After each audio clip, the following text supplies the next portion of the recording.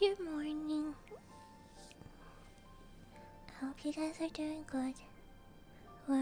Okay, I'm really excited for the upcoming chapters because I might have stuck a little peek on the chapter titles just because I'm a little bit curious.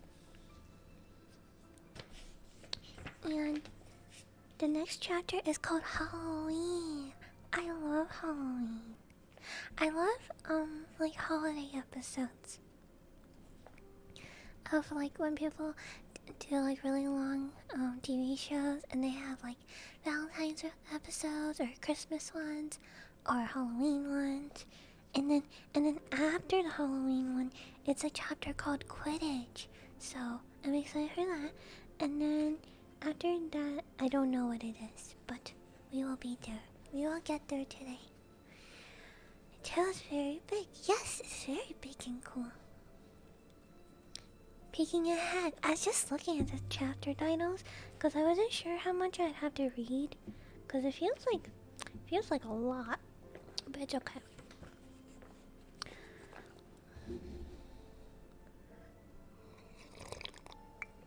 I have some lime sparkling water on me. It's not tea, but it's just because I got done eating lunch and I didn't really want hot tea. And then there's something about curiosity. Yeah, it's called Curiosity Killed the Cat, but Satisfaction brought it back. So, oh guys, I hope you guys are having a lovely Wednesday. I don't usually stream on Wednesdays, but I didn't want to stream Friday because that's like Christmas Eve, and that's like a weird time, you know. So I figured I'd stream Wednesdays. Just this week though, it's special.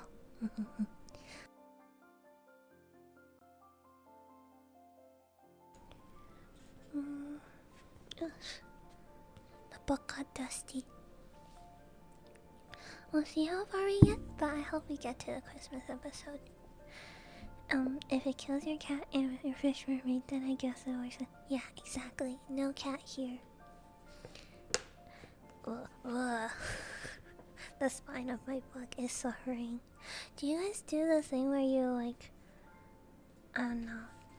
I used to dog ear pages, but then I was like, oh, you really shouldn't do that. So I've been trying. I have a bookmark now. It's a Animal Crossing New Horizons from Uniqlo. Like they did a collab, and it was on a T-shirt, and I really liked it. So I kept it, and now it's my bookmark. Okay. Last time on Harry Potter, oh gosh, a lot of things happened. Well, they were going to go fight, like, Neville. Not Neville. They were gonna go fight Draco, but then they were like, it was a trap, and Draco, like, alerted the home monitor, or whatever her name is. Flitch, I think. And he and his cat, I think it's a guy, and his cat, Mrs. Norris, they were, like, running after the people, like, it was a lot of people, and they were all had to hide. And suddenly, when they hid in a room, it was the locked room they shouldn't be in. And there was a big dog, like they said it's like the whole room. And also, it had 3 whole heads. And Hermione was like, "There's something beneath the dog, like there was a door or something." And they were like, "What's it guarding to?" But they'll never know. But they escaped back home in time, so it's okay. Yes, and that's what you missed. Yes. I don't know what else there. Oh, and before that, they were doing Quidditch lessons, but more like broom flying lessons. And then, Professor McGonagall, the lady, she saw Harry Potter on the broom, and she was like, "Yo, that's mad talent." And he is now in the Quidditch team. Yes, that's what you missed. Okay. Oh, and Harry Potter thinks that the thing that the dog is guarding is the same thing that Hagrid took from Gringotts that one day when they went to Gringotts. But I'm not too sure. In my heart of hearts, I know it is, but I don't know. I kind of feel like it's like some big secret. So we'll see. I'm not gonna spoil it for myself.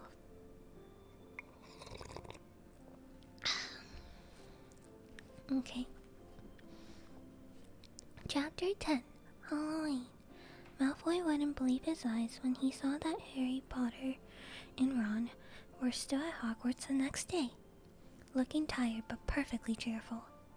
Indeed, by the next morning, Harry and Ron thought that meeting of the three-headed dog had been an excellent adventure, and they were quite keen to have another one. In the meantime, Harry filled Ron in all about the package that seemed to have been moved from Gringotts to Hogwarts, and they spent a lot of time wondering what it could possibly needs. What could possibly need such heavy protection? I know, it's the Sorcerer's Stone, I think. I don't know, the title seems very suspicious. It's either really valuable or really dangerous, said Ron. Or both, said Harry.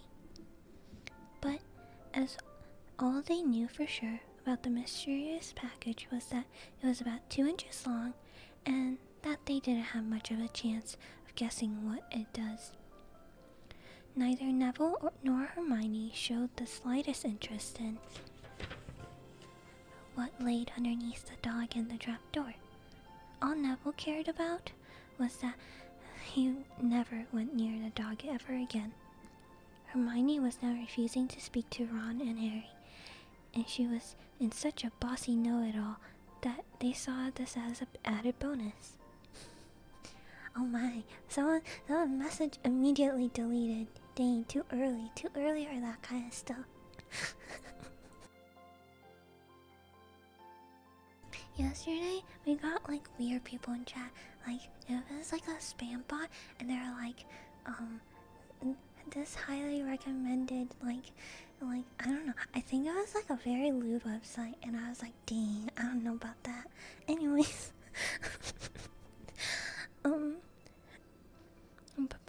all they really wanted now was a way of getting back at Malfoy, and to their great delight, just the thing arrived in the mail about a week later. As the owls flooded into the great hall as usual, everyone's attention was caught at once by a long, thin package carried by 6 large screech owls. Harry was just as interested as everyone else to see what was in the large parcel, and was amazed when the owl soared down and dropped it right in front of him, knocking his bacon onto the floor. They had hardly fluttered out of the way when another owl dropped a letter on top of the first parcel. Harry ripped open the letter first, which was lucky because it said, "Do not open the parcel at the table." It contains your new Nimbus 2000, and I don't want everyone knowing you've got a broomstick, or they'll all want one. Oliver Wood will meet you tonight at the Quidditch field at 7 o'clock for your first training session. Professor M. McGonagall. She bought him a broom. Yo, let's go.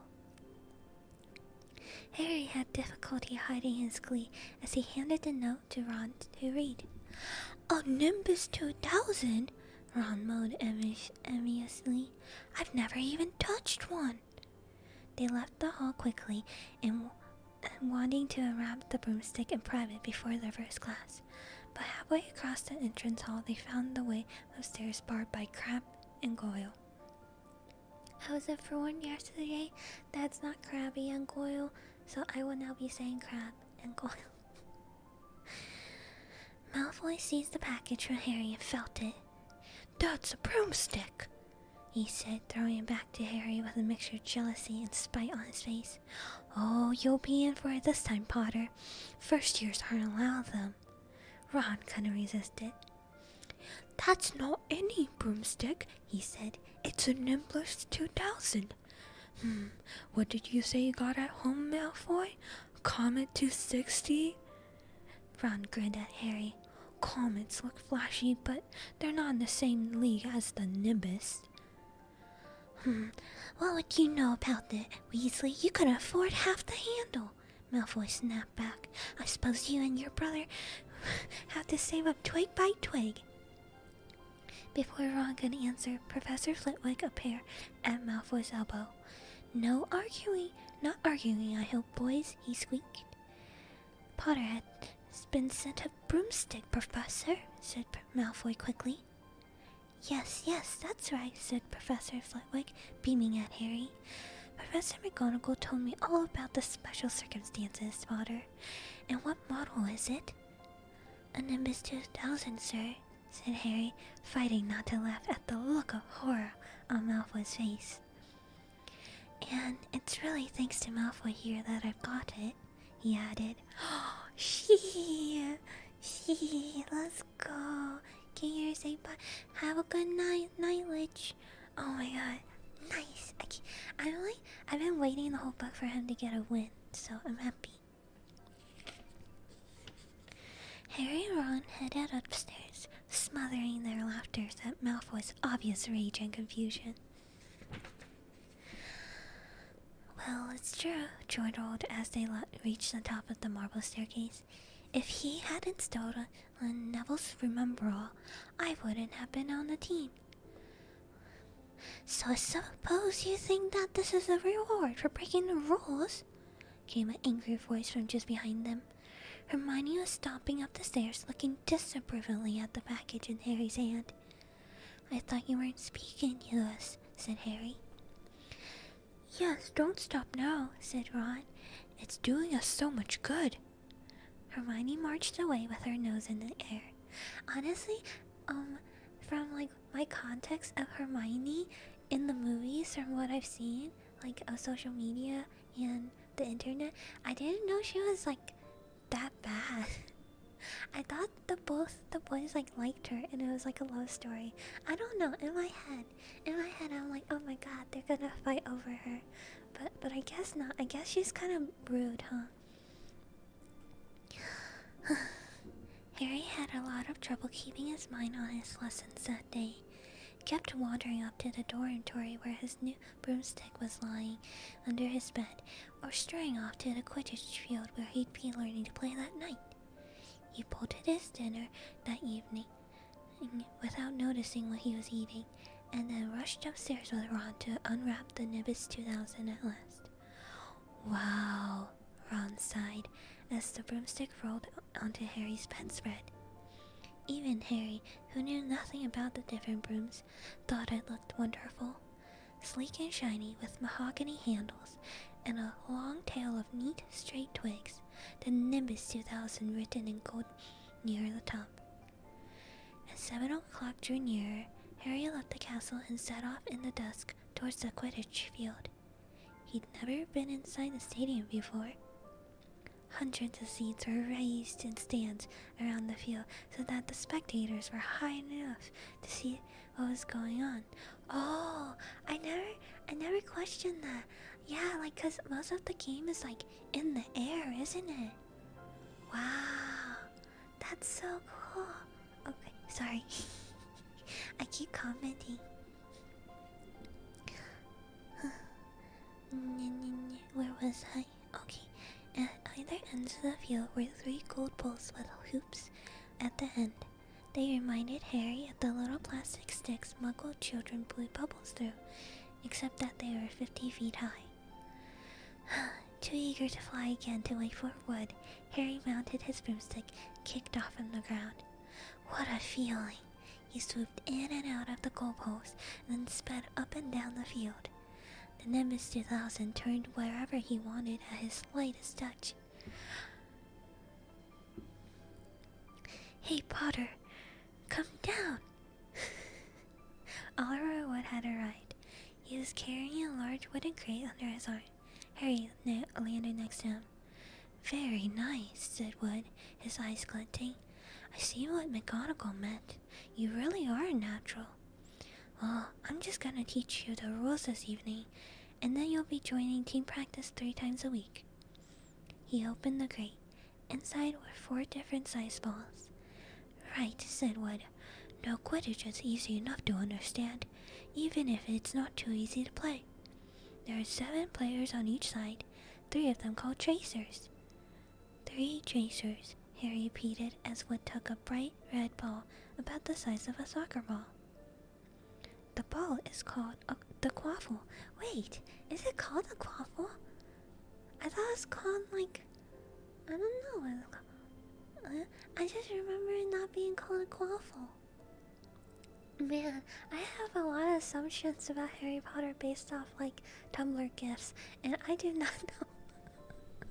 I just assume most of them are real. Anyways, I thought it was a snake. Oh yeah, that's what I thought too. Oh my god, not again, lawn eggs! Lawn eggs, they're back! We'll satisfy your wishes online. Just keep going. Okay. Oh my god. Oh no. At least this time they don't say that I recommend them, because they honestly don't. Okay.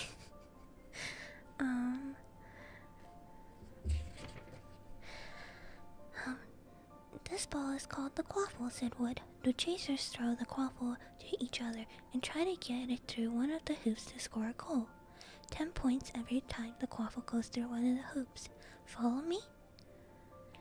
Chasers throw the quaffle and put it through the hoops to score. Harry cited.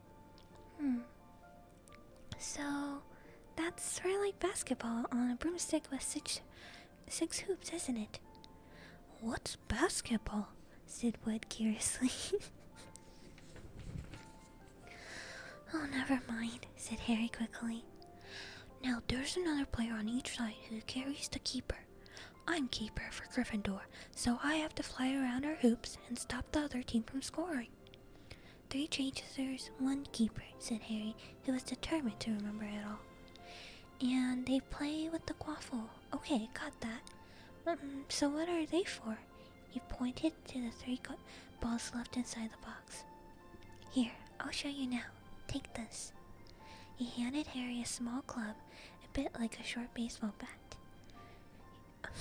I'm gonna show you what the bludgers do. I'm pretty sure they just bludgeon people in the head. I'm gonna show you what bludgers do, Wood said. These 2 are the bludgers.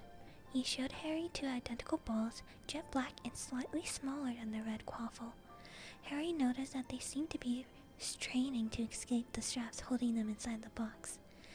Okay, stand back, Wood warned Harry. He bent down and freed one of the bludgers. At once, the black ball rose high into the air, then pelted straight at Harry's face. Harry swung at it with the bat to stop it from breaking his nose, and then he sent it zigzagging way into the air. It zoomed around their heads, then shot at Wood, who dived on top of it and managed to pin it to the ground. See? Wood panted, forcing the struggling bludger back into the crate and strapping it down safely. The bludgers rocket around, trying to knock players off their brooms. And that's why we have 2 beaters with each team. The Weasley twins are ours. It's their jobs to protect their side from the bludgers and try to knock them towards the other team. What? That sounds so, like... Are these balls, like, enchanted to, like, want to kill people? Or, like what happens if you're already down on the ground? Like, you get knocked off the broom and they just come punning at you. Or, like, are they sentient enough to, like, stop themselves? And they're just like, oh, man. Let's fuck this guy over. Not kill, just mess up a little. Oh my god, who made this game?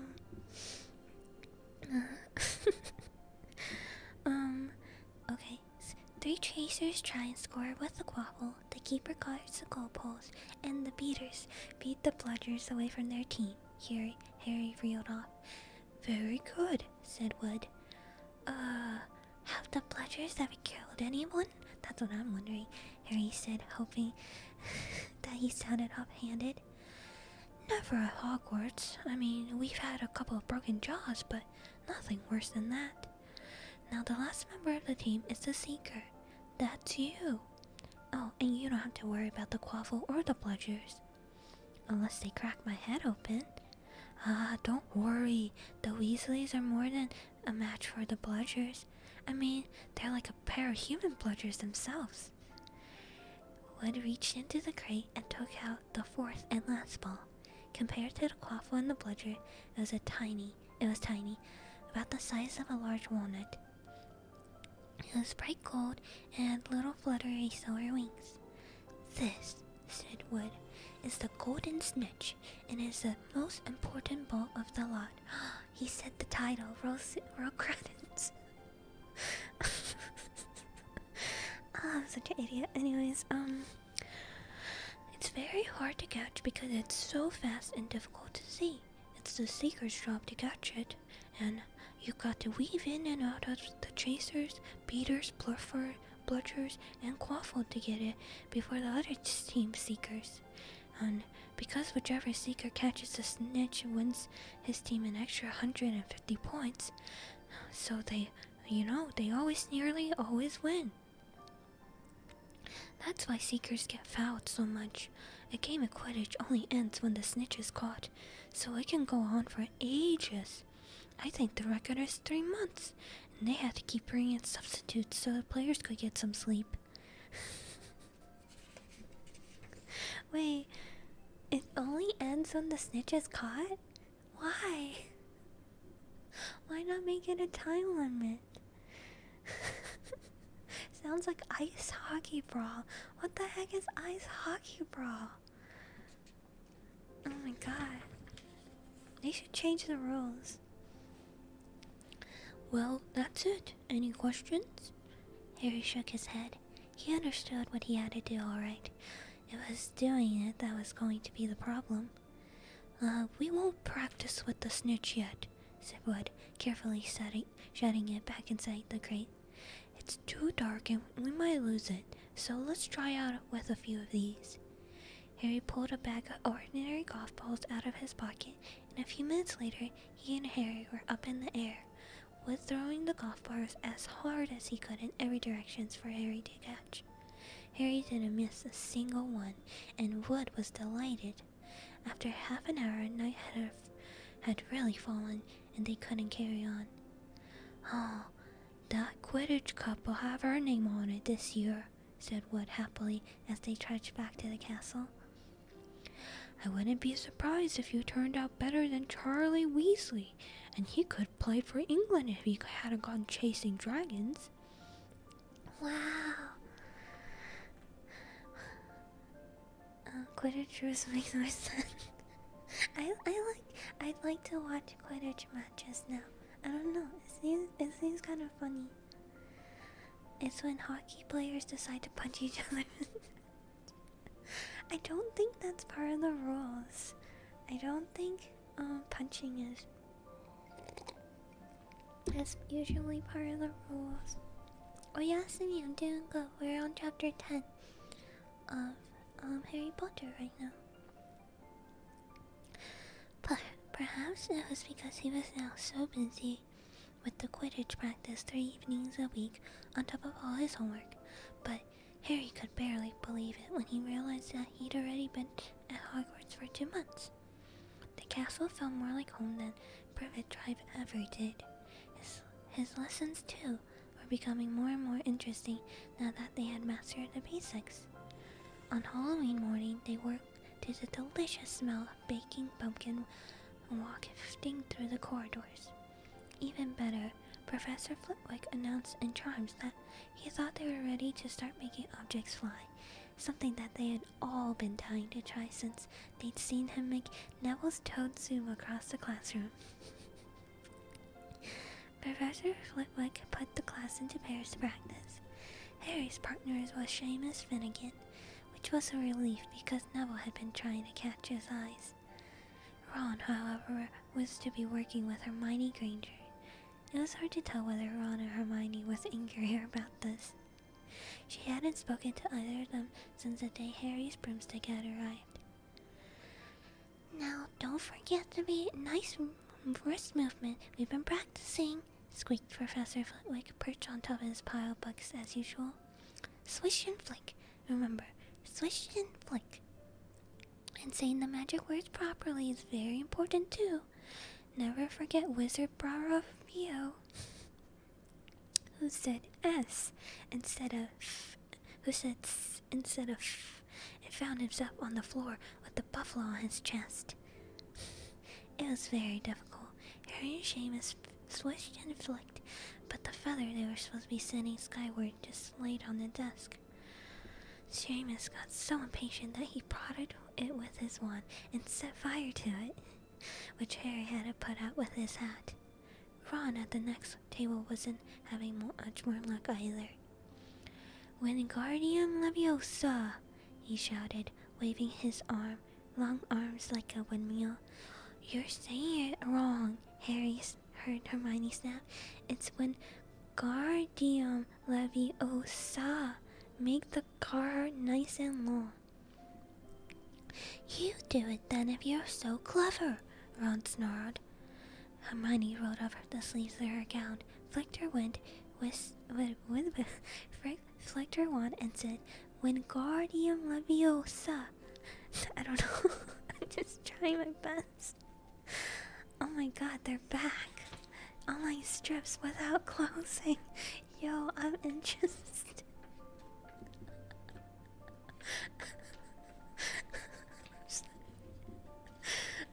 Don't click on the weird links, children.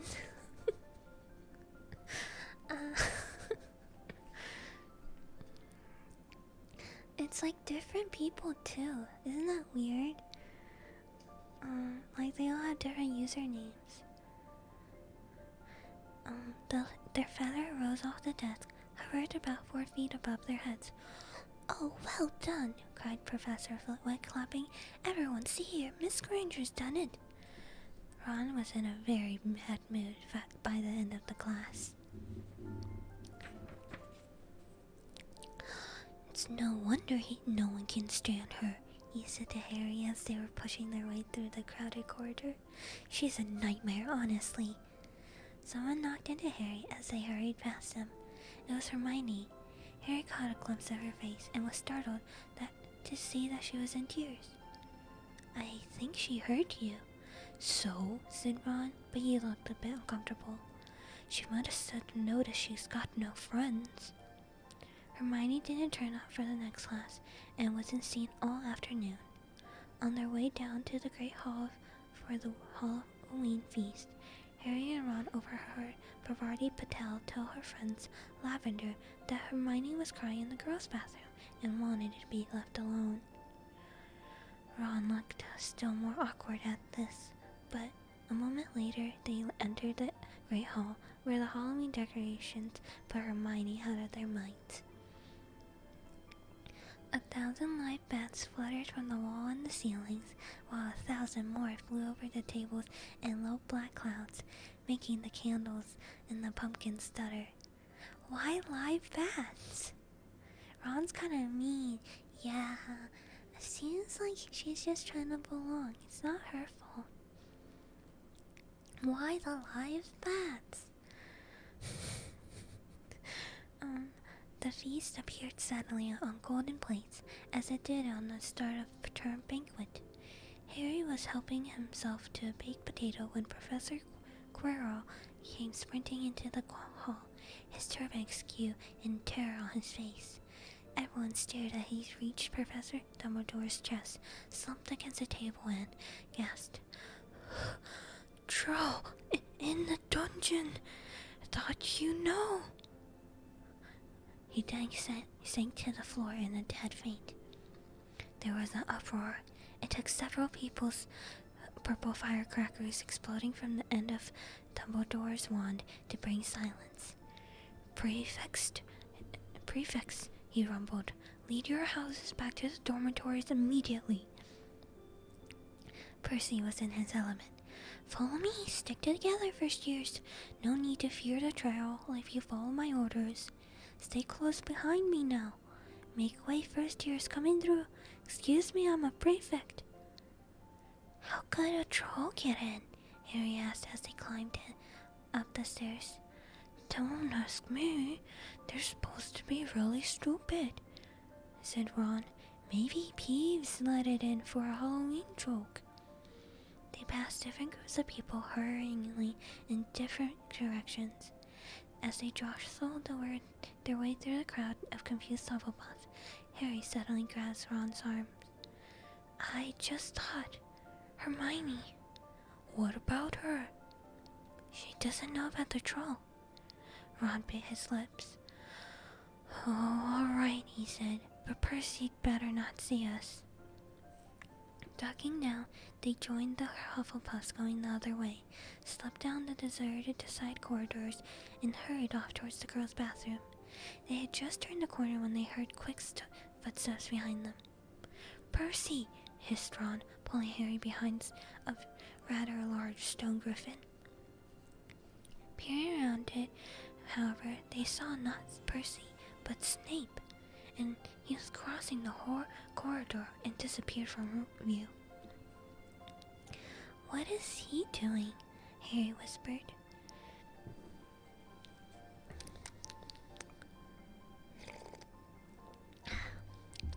Why isn't he down in the dungeon with the rest of the teachers?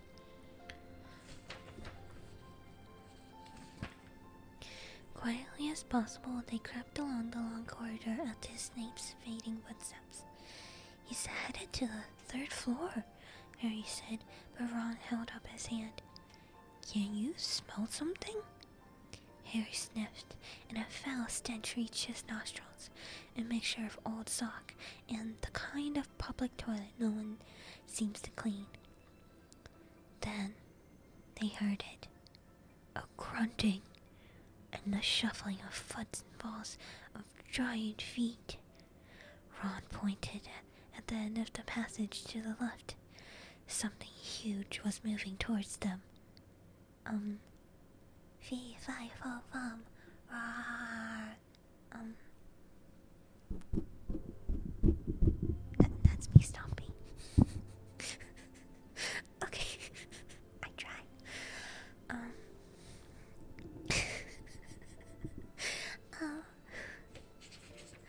They shrank into the shadows and watched as it emerged into the patch of moonlight. Oh, it was a horrible sight.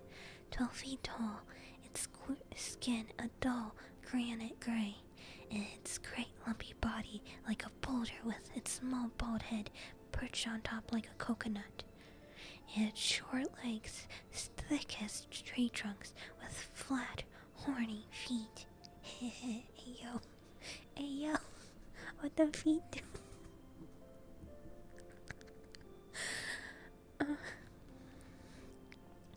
The smell coming from it was incredible. It was holding a huge wooden club which dragged along the floor because its arms were so long.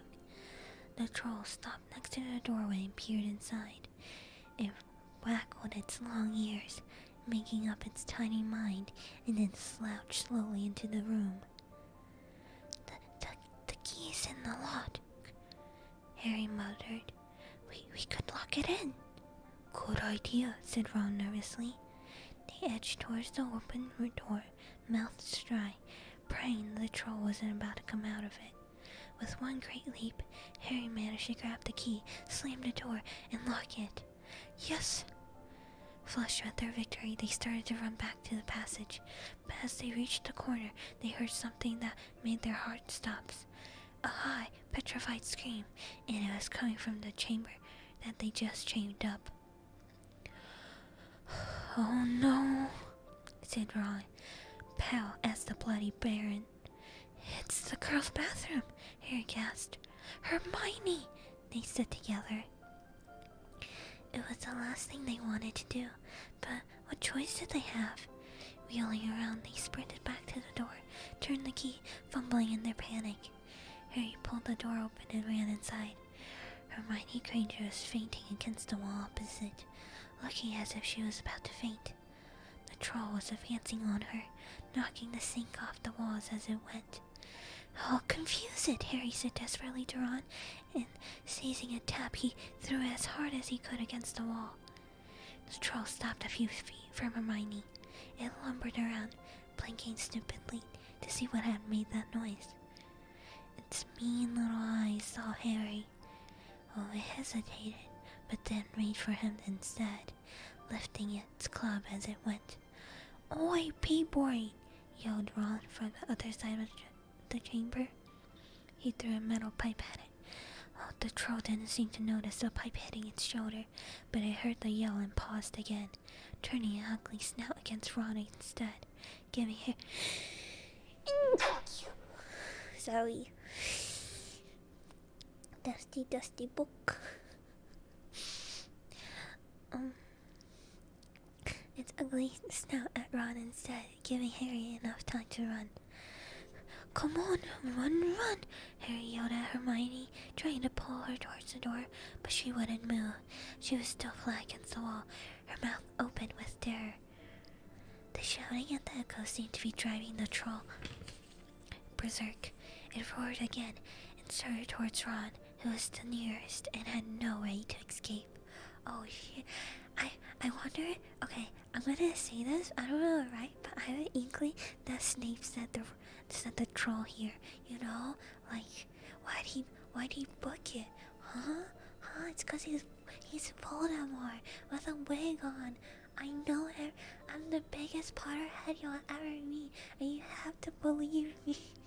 Also, thank you for this blessings. I feel so blessed. But that's my hypothesis. I don't trust Snake. Yeah, me neither. He's a slippery little Snape. Okay, Harry did something that was both very brave and very stupid. He took a great running jump and managed to fasten his arms around the troll's neck from behind. The troll couldn't feel Harry's hanging there, but even the troll will notice if you stick a bit of wood up its nose. Harry's wand had been in his hands when he jumped, and it had gone straight into one of the troll's nostrils. Howling in pain, the troll twisted and flailed its club, with Harry clinging for dear life. Any second now, the troll was going to rip him off, or catch him with a terrible blow with his club. Hermione had sunk to the floor in fright, and Ron pulled out his own wand, not knowing what he was going to do with it. He heard himself cry the first spell that came into his head, Wingardium Leviosa. The club flew suddenly out of the troll's hand, rose high up into the air, turning slowly over, and dropped with a sickening crack onto its owner's head. The troll swayed on the spot and then fell flat on its face with a thud that made the whole room tremble. Harry got to his feet. He was shaking and out of breath. Ron was standing there with his wand still raised, staring as if at what he had done. It was Hermione who spoke first. Is it dead? I don't know, said Harry. I think it's just been knocked out. He bent down and pulled his wand out of the troll's nose. It was covered in what looked like lumpy gray glue. Ugh, troll bookers. He wiped it on the troll's trousers. No, poor troll, he was my favorite character. Oh no, I think he died. I'm sorry. A sudden slamming and loud footsteps made the three of them look up. They hadn't realized what a racket they had been making, but of course someone downstairs must have heard all the crashes and the troll's roars. A moment later, Professor McGonagall had come bursting into the room, closely followed by Snape, with Quirrell bringing up the rear. Quirrell one look at the troll, let out a faint whimper, and sat down on a toilet, clutching his heart. Snape bent over the troll. Professor McGonagall was looking at Ron and Harry. Harry had never seen her look so angry. Her lips were white. Hopes of winning 50 points for Gryffindor faded quickly from Harry's mind. What on earth were you thinking of? Said Professor McGonagall with cold fury in her voice. Harry looked at Ron, who was still standing with his wand in the air. You're lucky you weren't killed. Oh, why aren't you in your dormitory? Snape gave Harry a swift, piercing look. Harry looked at the floor. He wished Ron would put his wand down. Then a small voice came out of the shadows. Please, Professor McGonagall, they were looking for me. Mrs. Granger. Hermione had managed to get to her feet at last. I went looking for the troll because I thought I could deal with it on my own, and because I've read all about them. Ron dropped his wand. Hermione Granger telling a downright lie to a teacher. If they hadn't found me, I'd be dead by now. Harry stuck his wand up its nose and Ron knocked it out with its own club. They didn't have time to come and fetch anyone. It was about to finish me off when they arrived. Harry and Ron tried to look as though the story wasn't new to them. Well, in that case, said Professor McGonagall, staring at the three of them. Miss Granger, you foolish girl, how could you think of tackling a mountain troll on your own? Hermione hung her head. Harry was speechless. Hermione was the last person to do anything against the rules, but here she was, pretending she had, to get them out of trouble. It was as if Snape had started handing out sweets. Miss Granger, 5 points will be taken from Gryffindor for this, said Professor McGonagall. I'm very disappointed in you. If you're not hurt at all, you better off get to Gryffindor Tower. Students are finishing their feast in their houses. Hermione left. Professor McGonagall turned to Harry and Ron. Well, I still say you were very lucky, but not many first years could have taken a full-grown mountain troll. You each win Gryffindor 5 points. Professor Dumbledore will be informed of this. You may go. They hurried out of the chamber and didn't speak at all until they had climbed the 2 floors up. It was a relief to be away from the smell of the troll, quite apart from anything else. We should have at least gotten 10 more points, Ron grumbled. 5, you mean, once she's taken off.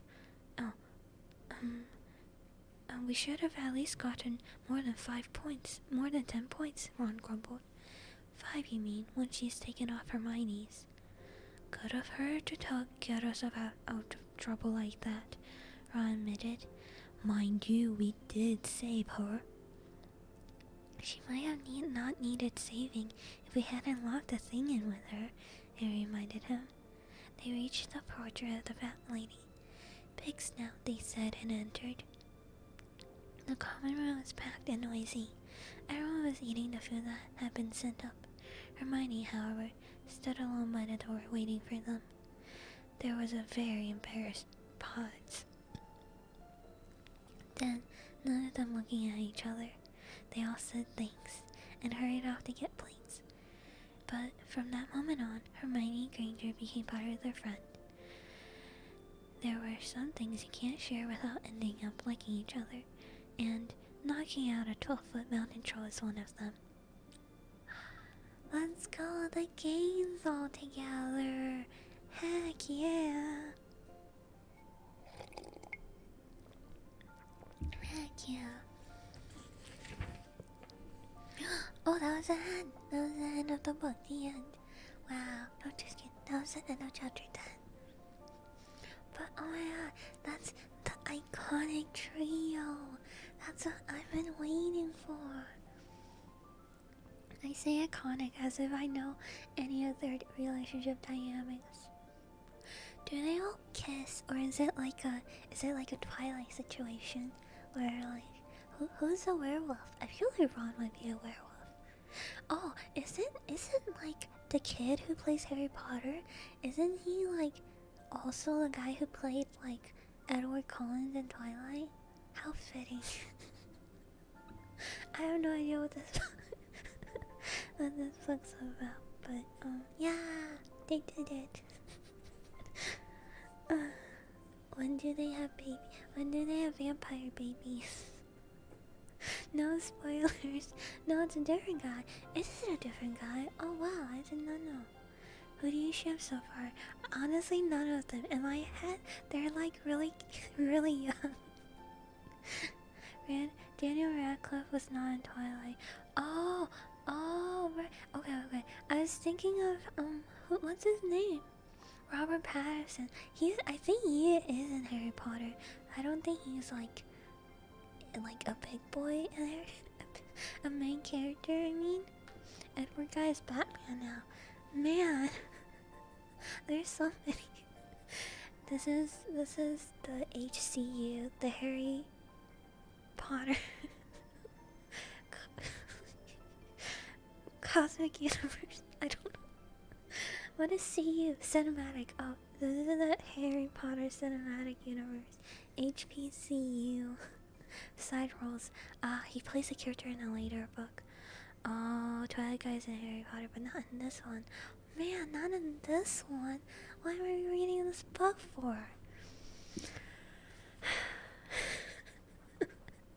And there's no Robert Pattinson. I don't want this.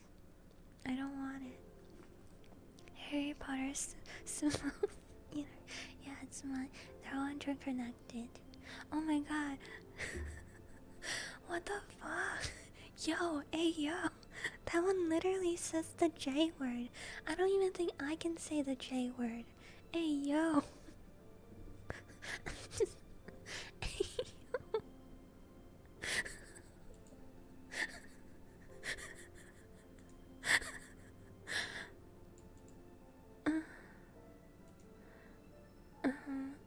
There we go. I put them in timeout.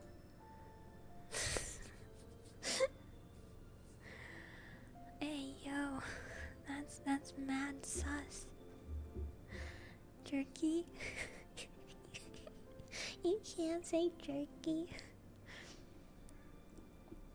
Okay, chapter 11, Quidditch. As they entered November, the weather turned very cold. The mountains around the school became icy gray and the lake like chilled steel. Every morning the ground was covered in frost. Hagrid could be seen from the upstairs window defrosting broomsticks on the Quidditch field, bundled up in a long moleskin overcoat, rabbit fur claws, and enormous beaver skin boots. Quidditch season has begun, and on Saturday, Harry would be playing in his very first match after weeks of training. Gryffindor versus Slytherin. Oh my god, what are the chances? The two big boys, let's go! I'm excited.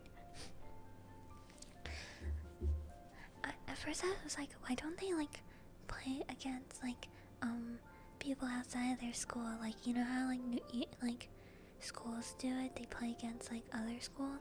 But then I was like, is there even like an off-brand Hogwarts? Like, could you imagine? It's like, welcome to boar pimples. Hogwarts, nah. Boar pimples. For spoilers for later, off-brand Hogwarts. Yeah, exactly. Okay. Quidditch season has begun. On Saturday, Harry would be playing in his first match after weeks of training. Gryffindor versus Slytherin. If Gryffindor won, they would move up to second place in the house championship. Hardly anyone had seen Harry play because Wood had decided that, as their secret plan, Harry should be kept, well, secret. But the news that he was playing secret had leaked out somehow, and Harry didn't know which was worse. People telling me he'd be brilliant, or people telling him they'd be running around underneath him holding a mattress. It was really lucky that Harry now had Hermione as a friend.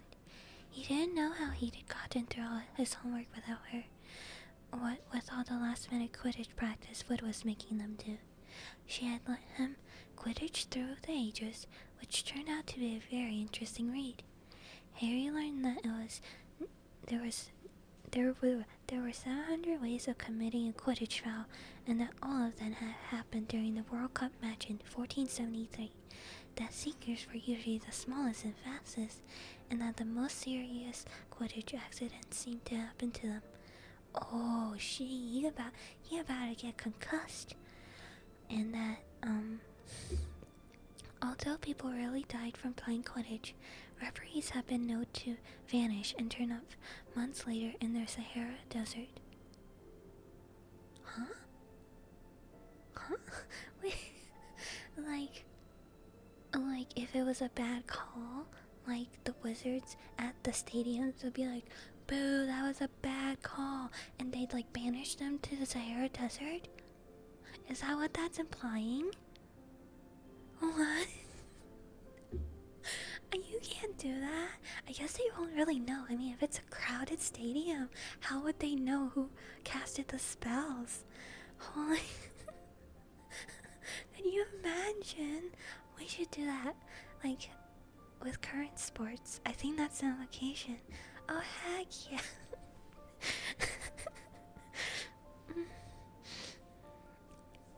Imagine us doing that. Okay. Hermione had become a bit more relaxed about breaking rules since Harry and Ron had saved her from the mountain troll, and she had been much nicer for it. The day before Harry's first Quidditch match, the three of them were out in the freezing courtyard during the break, and she had conjured them up a bright blue fire that could be carried around in a jam jar. They were standing with their backs to it, getting warm, when Snape crossed the yard. Harry noticed at once that Snape was limping.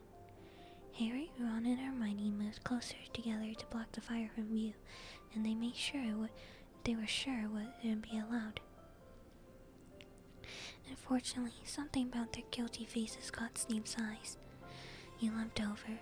He hadn't seen the fire, but he seemed to be looking for reasons to tell them off anyways. "What's that you got there, Potter?" It was Quidditch throughout the ages.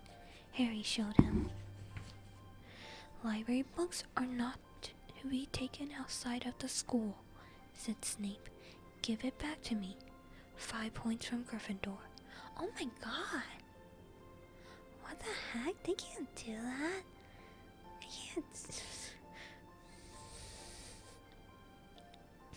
It's so. He just made that roll up, Harry muttered angrily as Snape limped away. "Wonder what's wrong with his leg." "Don't know. I hope it's really hurting him," said Ron bitterly. Yeah, he just made that roll. They're literally in the courtyard. That's not. I don't like this guy. He's literally Voldemort in a wig, and he's like, "I didn't kill this baby," like, and now I'm gonna ruin his life. Like, he said to teacher he could. He'd never do that to Draco Malfoy. The Gryffindor common room was very noisy that evening. Harry, Ron, and Hermione sat together next to the window. Hermione was checking Harry and Ron's charms homework for them. She would never let them copy. She said, "How well you learned." But by asking her to read it through, they got the right answers anyways. Harry felt restless. He wanted Quidditch through the ages back, to take his mind off the nerves about tomorrow. Why should he be afraid of Snape? Getting up, he told Ron and Hermione he was going to ask Snape if he could have it back. "Better you and me than me," they said together, but Harry had an idea that Snape couldn't refuse if there were other teachers listening. He made his way down the staff room and knocked. There was no answer.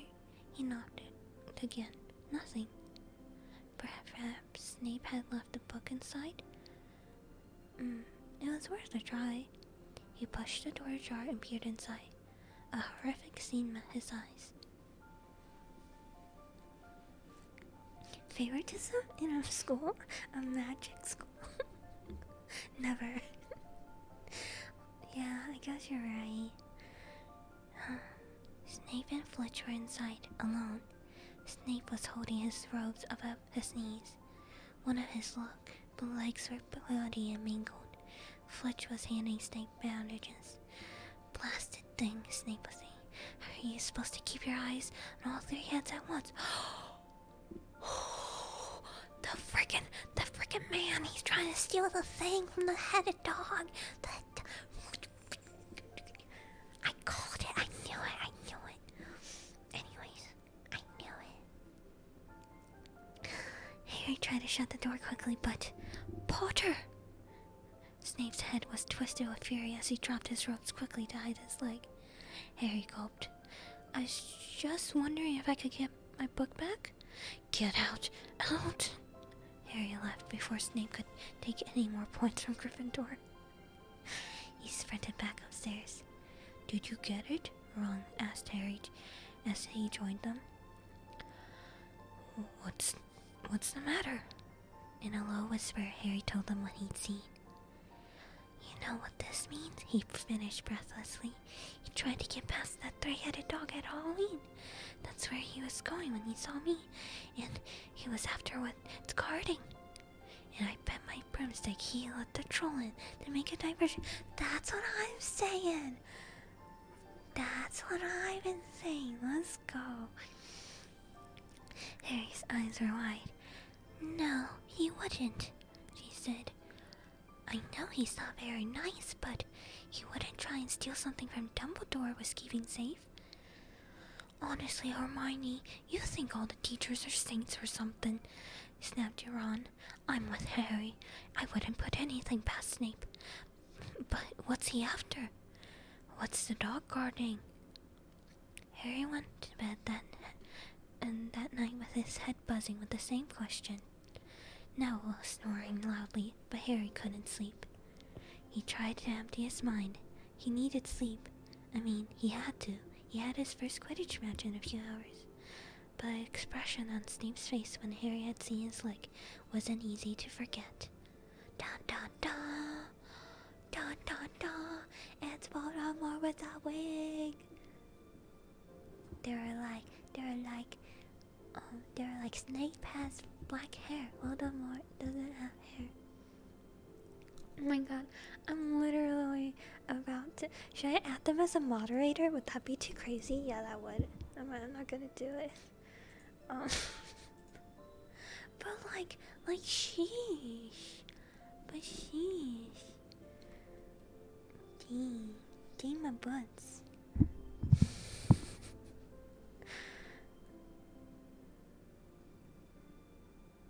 What does online strips without clothing mean? They start off stripping without clothing? Then what's the point of the stripping?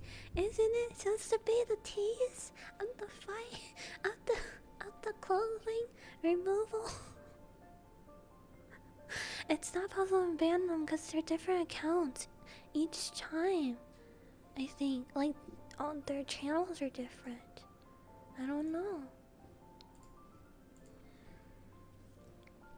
That's how you get them to look, Sumi. The curiosity. It's true, I am curious now. If they start off naked, what are they stripping? Their skin? Are people interested in that kind of stuff?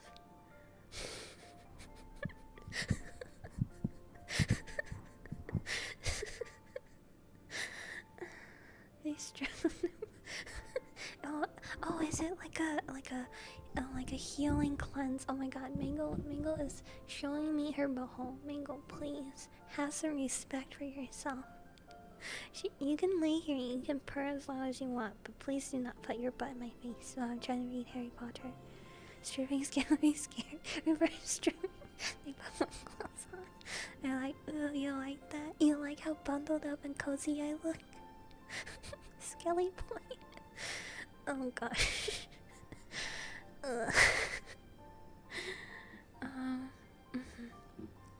Quidditch, back to Quidditch.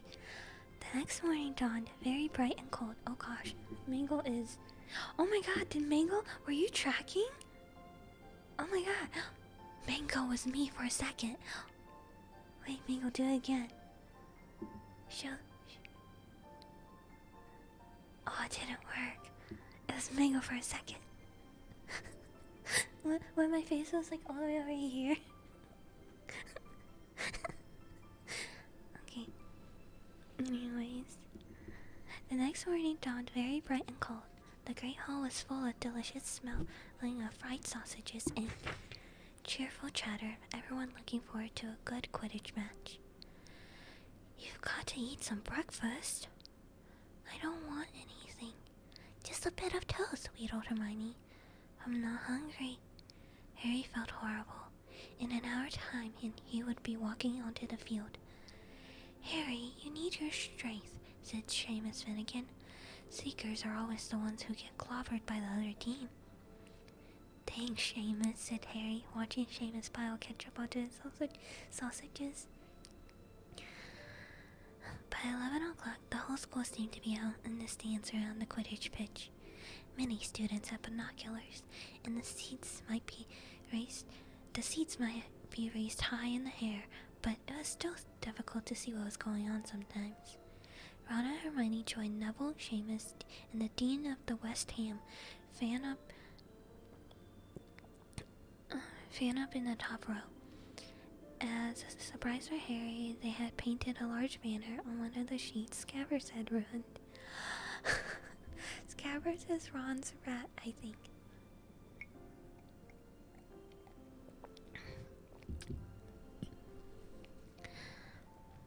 Ron,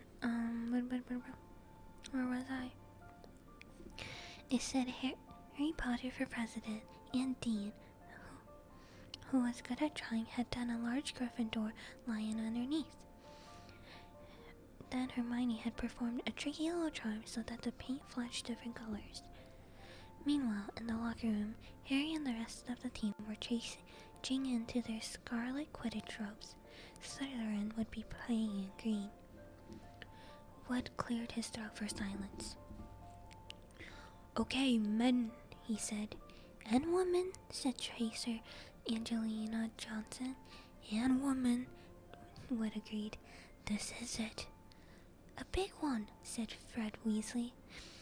And the one we've all been waiting for," said George.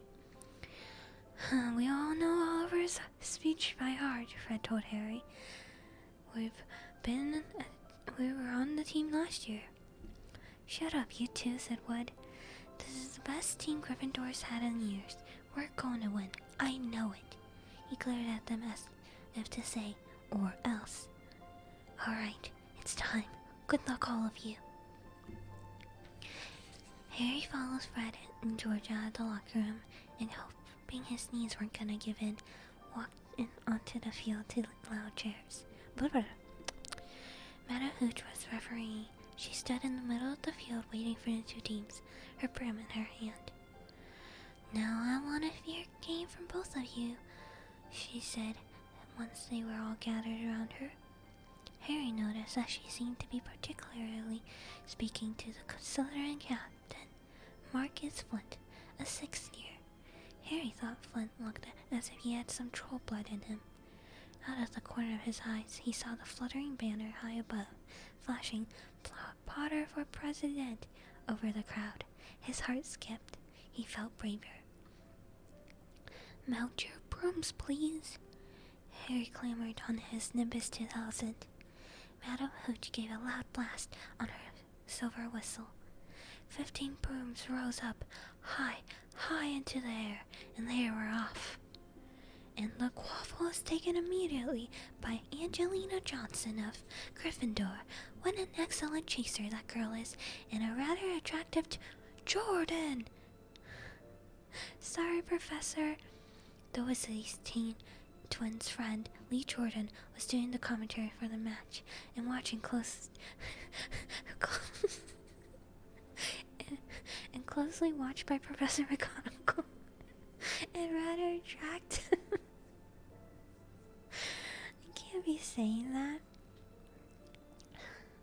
"She's really belting along up there. Neat pass to Alicia Spinnet and a good find of Oliver Woods. Last year was only a reserve and back to Johnson. Oh no!" And the Slytherin have taken the quaffle. Slytherin Captain Marcus Flint leads the quaffle, and off he goes. Flint flying like an eagle up high. He goes to "No! Stop by Exilimo!" By Gryffindor keeper Wood, and the Gryffindors take the quaffle. That's Chaser Katie Bell of Gryffindor and I dived around Flint, off up the field, and ouch, that must have hurt. Hit in the back of the head by the bludger.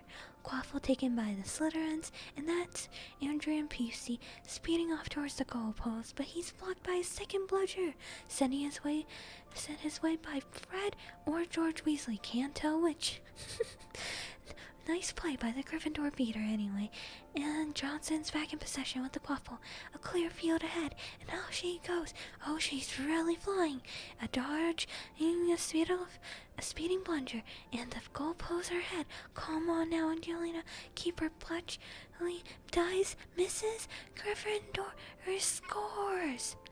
Gryffindor's cheer feel the cold air, the howls, and the moans from the Slytherins. Bludge up there, move along.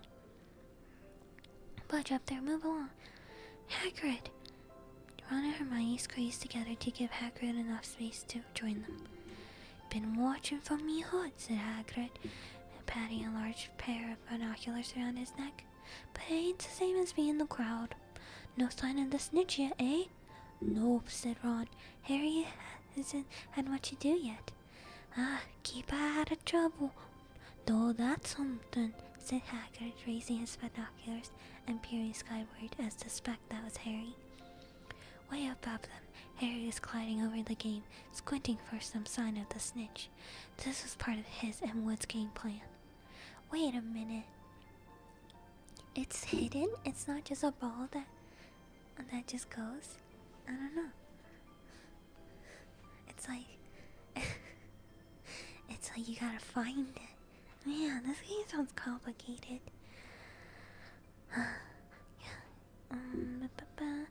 Okay. Keep out of the way until you catch sight of the snitch, Wood had said. We don't want you attacked before you have to be.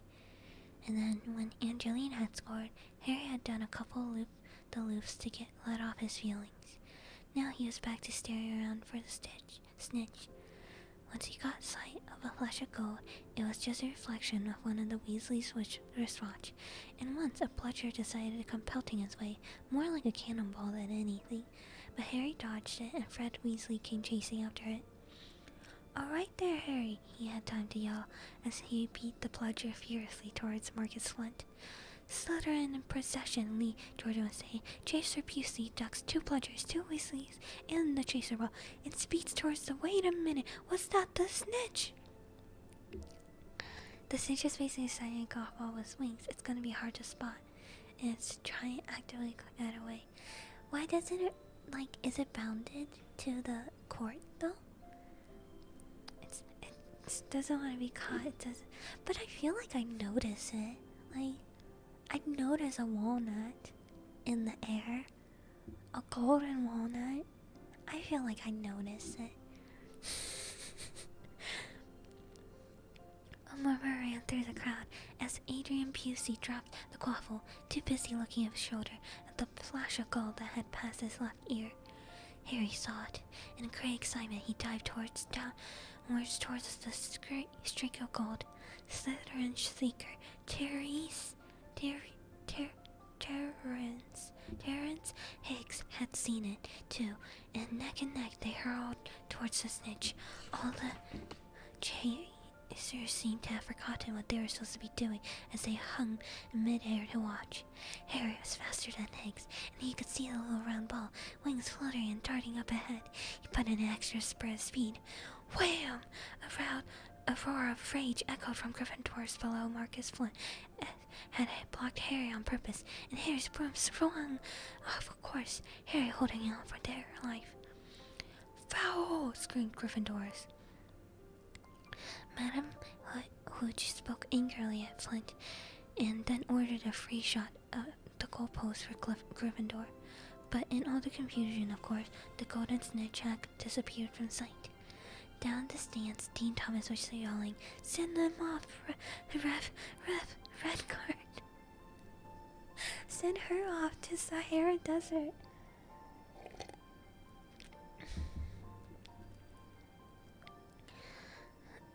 What are you talking about, Dean? Asked Ron. Red card, said Dean fiercely. In soccer, you get shown the red card and you're out of the game. But this isn't soccer, Dean, Ron reminded him. Hagrid, however, was on Dean's side. They ought to change the rules. Flint could have knocked Harry out of there. Lee Jordan was finding it difficult not to take sides. So, after that obvious and disgusting bit of cheating, Jordan, cried Professor McGonagall. I mean, After that open and revolting foul, Jordan, I'm warning you. Alright. Flint nearly kills Gryffindor Seeker, which could happen to anyone, I'm sure. So a penalty to Gryffindor, taken by Spinnet, who puts it away, no trouble, and we continue to play. Gryffindor is still in possession. After Flint nearly kills Gryffindor Seeker, which could happen to anybody. I really like this Jordan character. He's a good guy.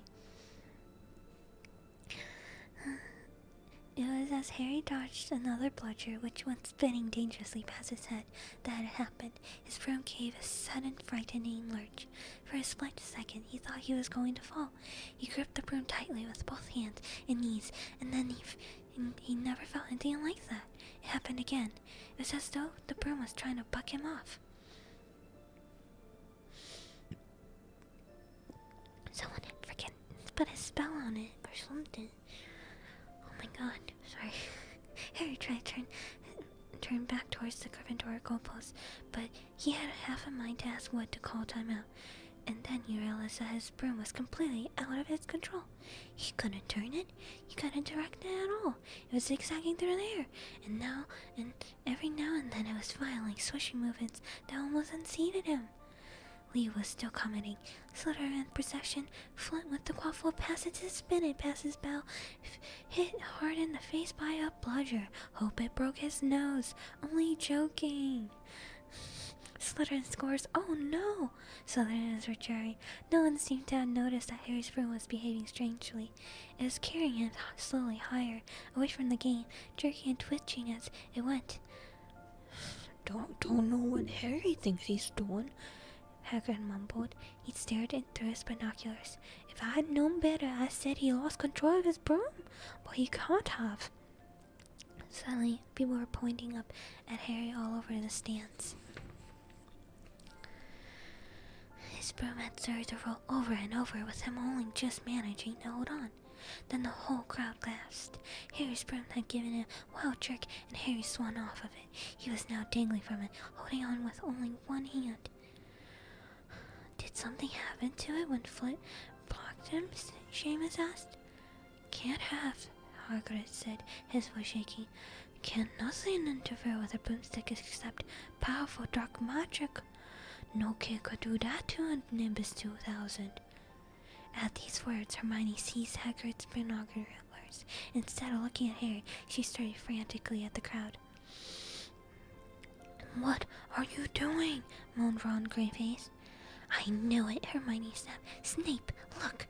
Ron grabbed the binocular. Snape was in the middle of the stands opposite of them.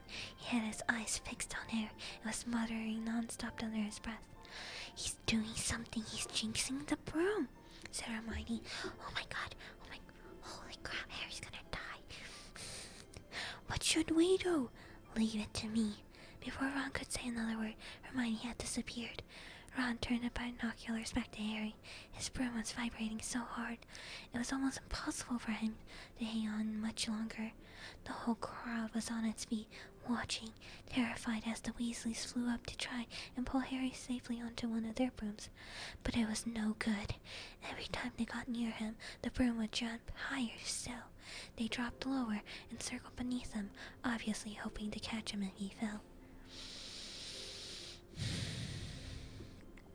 Trying to kill the man. Flint seized the waffle, scored 5 times without anyone noticing. Come on, Hermione, Ron muttered desperately. Hermione had fought her way across the stand to where Snape was stood, and was now racing along the road behind him. She didn't even stop to say sorry as she knocked Professor Quirrell headfirst into the row in front. Reaching Snape, she crouched down, pulled out her wand, whispered a few well-chosen words. Bright blue flame shot off from her wand into the hem of Snape's robes. It took perhaps 30 seconds for Snape to realize that he was on fire. A sudden yelp told her that she had done her job. Scooping the fire off him into a little jar in her pocket, she scrambled back along the road. Snape would never know what had happened. It was enough. Up in the air, Harry was suddenly able to clamber back onto his broom. It was him. I was giving him the benefit of the doubt. I was like, maybe it's not him. Like, why would he have any reason if I can kill him? Freaking kills him. Oh my god. That's not legal. Oh my god, though. He can't do that. I was seriously, I was like, man, he wouldn't do that. Like, in front of everyone, he, like, break the first game. Oh my god. Man. Anyways. Neville, you can look, Ron said. Neville had been sobbing into Hagrid's jacket for the last 5 minutes. Harry was speeding towards the ground when the crowd saw him clap his hands onto his mouth as though he was about to be sick. He hit the field on all fours, coughed, and something golden fell into his hand. He ate it. He ate it. You've got to snitch. I've got to snitch, he shouted, waving above his head, and the game ended in complete confusion. He didn't catch it. He's nearly swallowed it. Flynn was howling 20 minutes later, but it made no difference. Harry hadn't broken any rules, and Lee Jordan was happily shouting the results. Gryffindor had won by 170 points to 60. Harry heard none of this, though. He was being made a cup of strong tea back at Hagrid's hut with Ron and Hermione. It was Snape, Ron was explaining. Hermione and I saw him. He was cursing your broomstick, mothering, and he wouldn't stop his eyes off you. Rubbish, said Hagrid, who hadn't heard of a word of what had gone on next to him in the stands. Why would Snape do something like that? Harry, Ron, and Hermione looked at one another, wondering what to tell him. Harry decided on the truth. I found out something about him, he told Hagrid. Fuck yeah. Tell Hagrid. Hagrid's gonna bubble his ass. He's not allowed to touch the package. I found out something about him, he told Hagrid. He tried to get past the 3-headed dog on Halloween. It bit him, and we were thinking he was trying to steal whatever it's guarding. Hagrid dropped the deep top. How do you know about Fluffy? He said. Fluffy? Yeah, he's mine. Brought him off a Greek trappy I might have up last year. I lent him to Dumbledore to guard the... Yes, said Harry eagerly. No, don't go ask me anymore, said Hagrid gruffly. That's top secret, that is. But Snape's trying to steal it. Rubbish, said Hagrid again. Snape's the Hogwarts teacher. He's do nothing of the sort. So why did he just try and kill Harry? Cried Hermione. And the afternoon's events certainly did seem to have changed her mind about Snape. I know a jinx when I see one, Hagrid. I read all about them. I've got to keep an eye on. You gotta keep eye contact, and Snape wasn't playing at all. I saw him. I'm telling you, you're wrong, said Hagrid hotly. I just don't know why Harry's broom acted like that. But Snape wouldn't try to kill a student. Now listen to me, all three of ya. You're meddling in things that don't concern ya. It's dangerous. You'll forget that dog, and you'll forget what it's guarding, and that Professor Dumbledore and Nicholas Flamel. Aha! Said Harry. So there's someone called Nicholas Flamel involved, isn't there? Hagrid looked furious with himself. Who's Nicholas Flamel? Good day, Chris. That name sounds familiar. I don't remember. But why doesn't okay, they should tell like Hagrid to like go check if Snape's legs are like all bitten up and mangled, and then you'll believe him. That's what they should have done. I don't like when adults don't believe the children.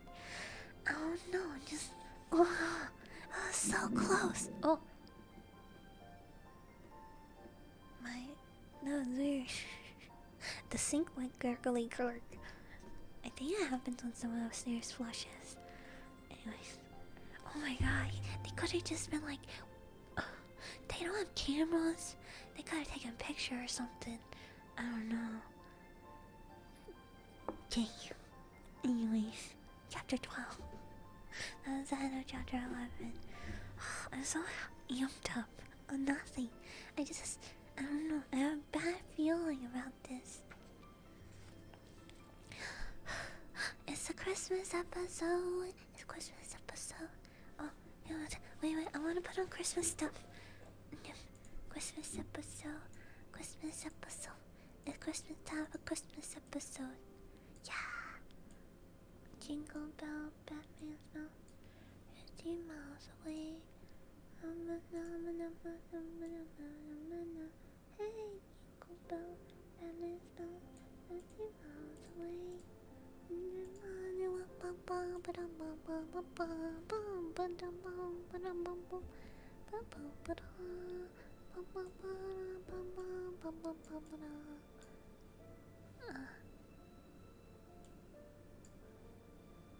Wow. Hi, I'm changing. Don't peek.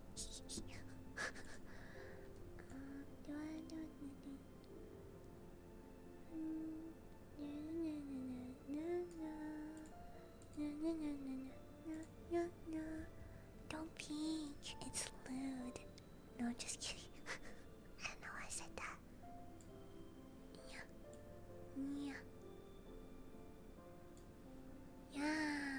Yeah. That looks cute. Cute AF. Yeah. We're back. Bye-bye. The setting is around 1992. The digital cameras even exist around that year? Oh, I feel like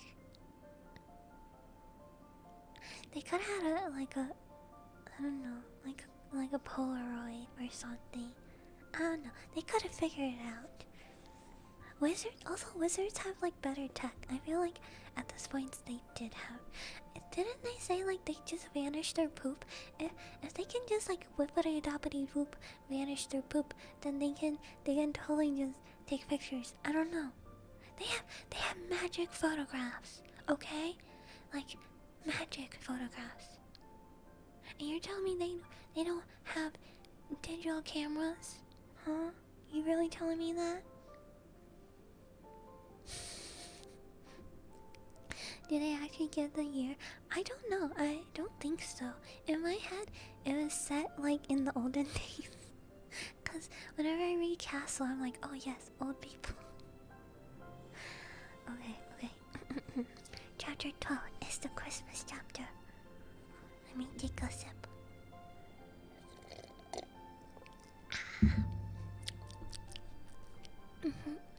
Chapter 12. The mirror is of ear-raised. Ear-raised? I'm gonna say ear-raised. Christmas was coming. One morning in mid-December, Hogwarts woke up to find itself covered in several feet of snow. The lake froze solid, and the Weasley twins were punished for bewitching several snowballs so that they followed Quirrell around, bouncing off the back of his turban. I can totally see them doing that. The few owls that managed to battle their way through the stormy skies to deliver mail had to be nursed back to health by Hagrid before they could fly off. Hagrid does that as his job. I could totally see him doing that. I love Hagrid. Okay, out of everyone in this book, my favorite character is Hagrid. No one could wait until for the holidays to start. While the Gryffindor common room and the Great Hall had roaring fires, the drafty corridors had become icy and bitter, and a bitter wind rattled the windows in the classrooms.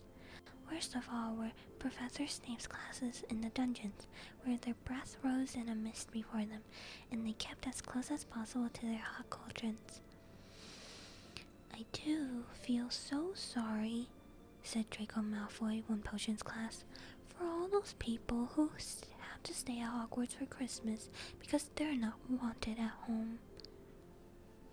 I knew it was snarky. He was looking over at Harry as he spoke. Crabbe and Goyle chuckled. Harry, who was measuring out powdered spine of flying fish, ignored him. Malfoy had been even more pleasant than usual since the Quidditch match.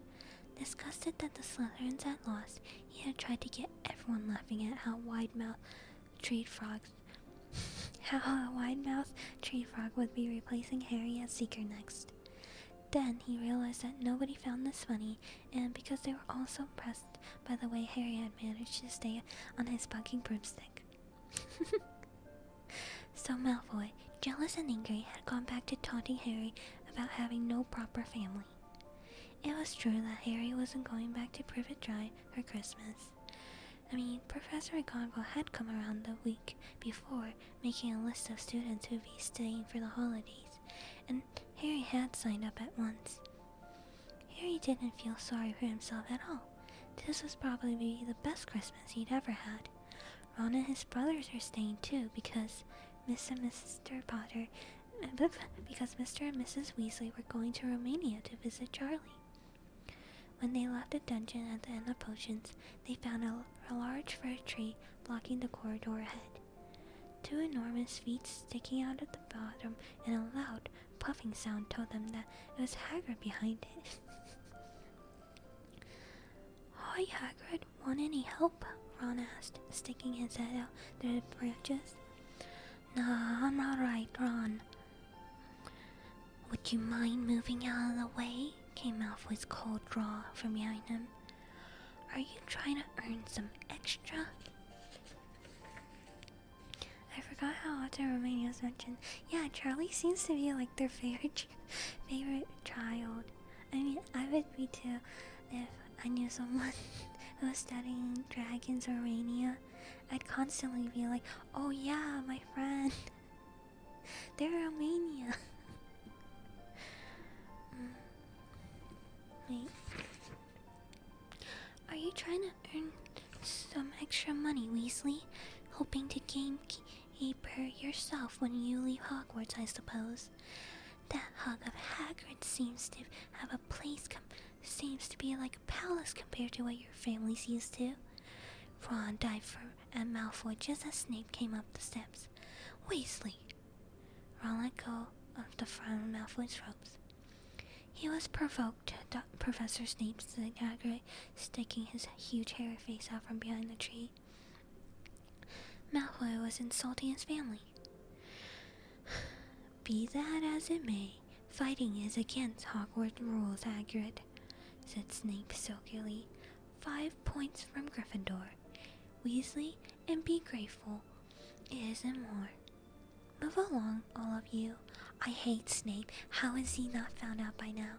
Oh, thank you, Josh. Look at my antlers. I'm reading the Christmas chapter. Malfoy, Crabbe, and Goyle pushed roughly past the tree, scattering needles everywhere.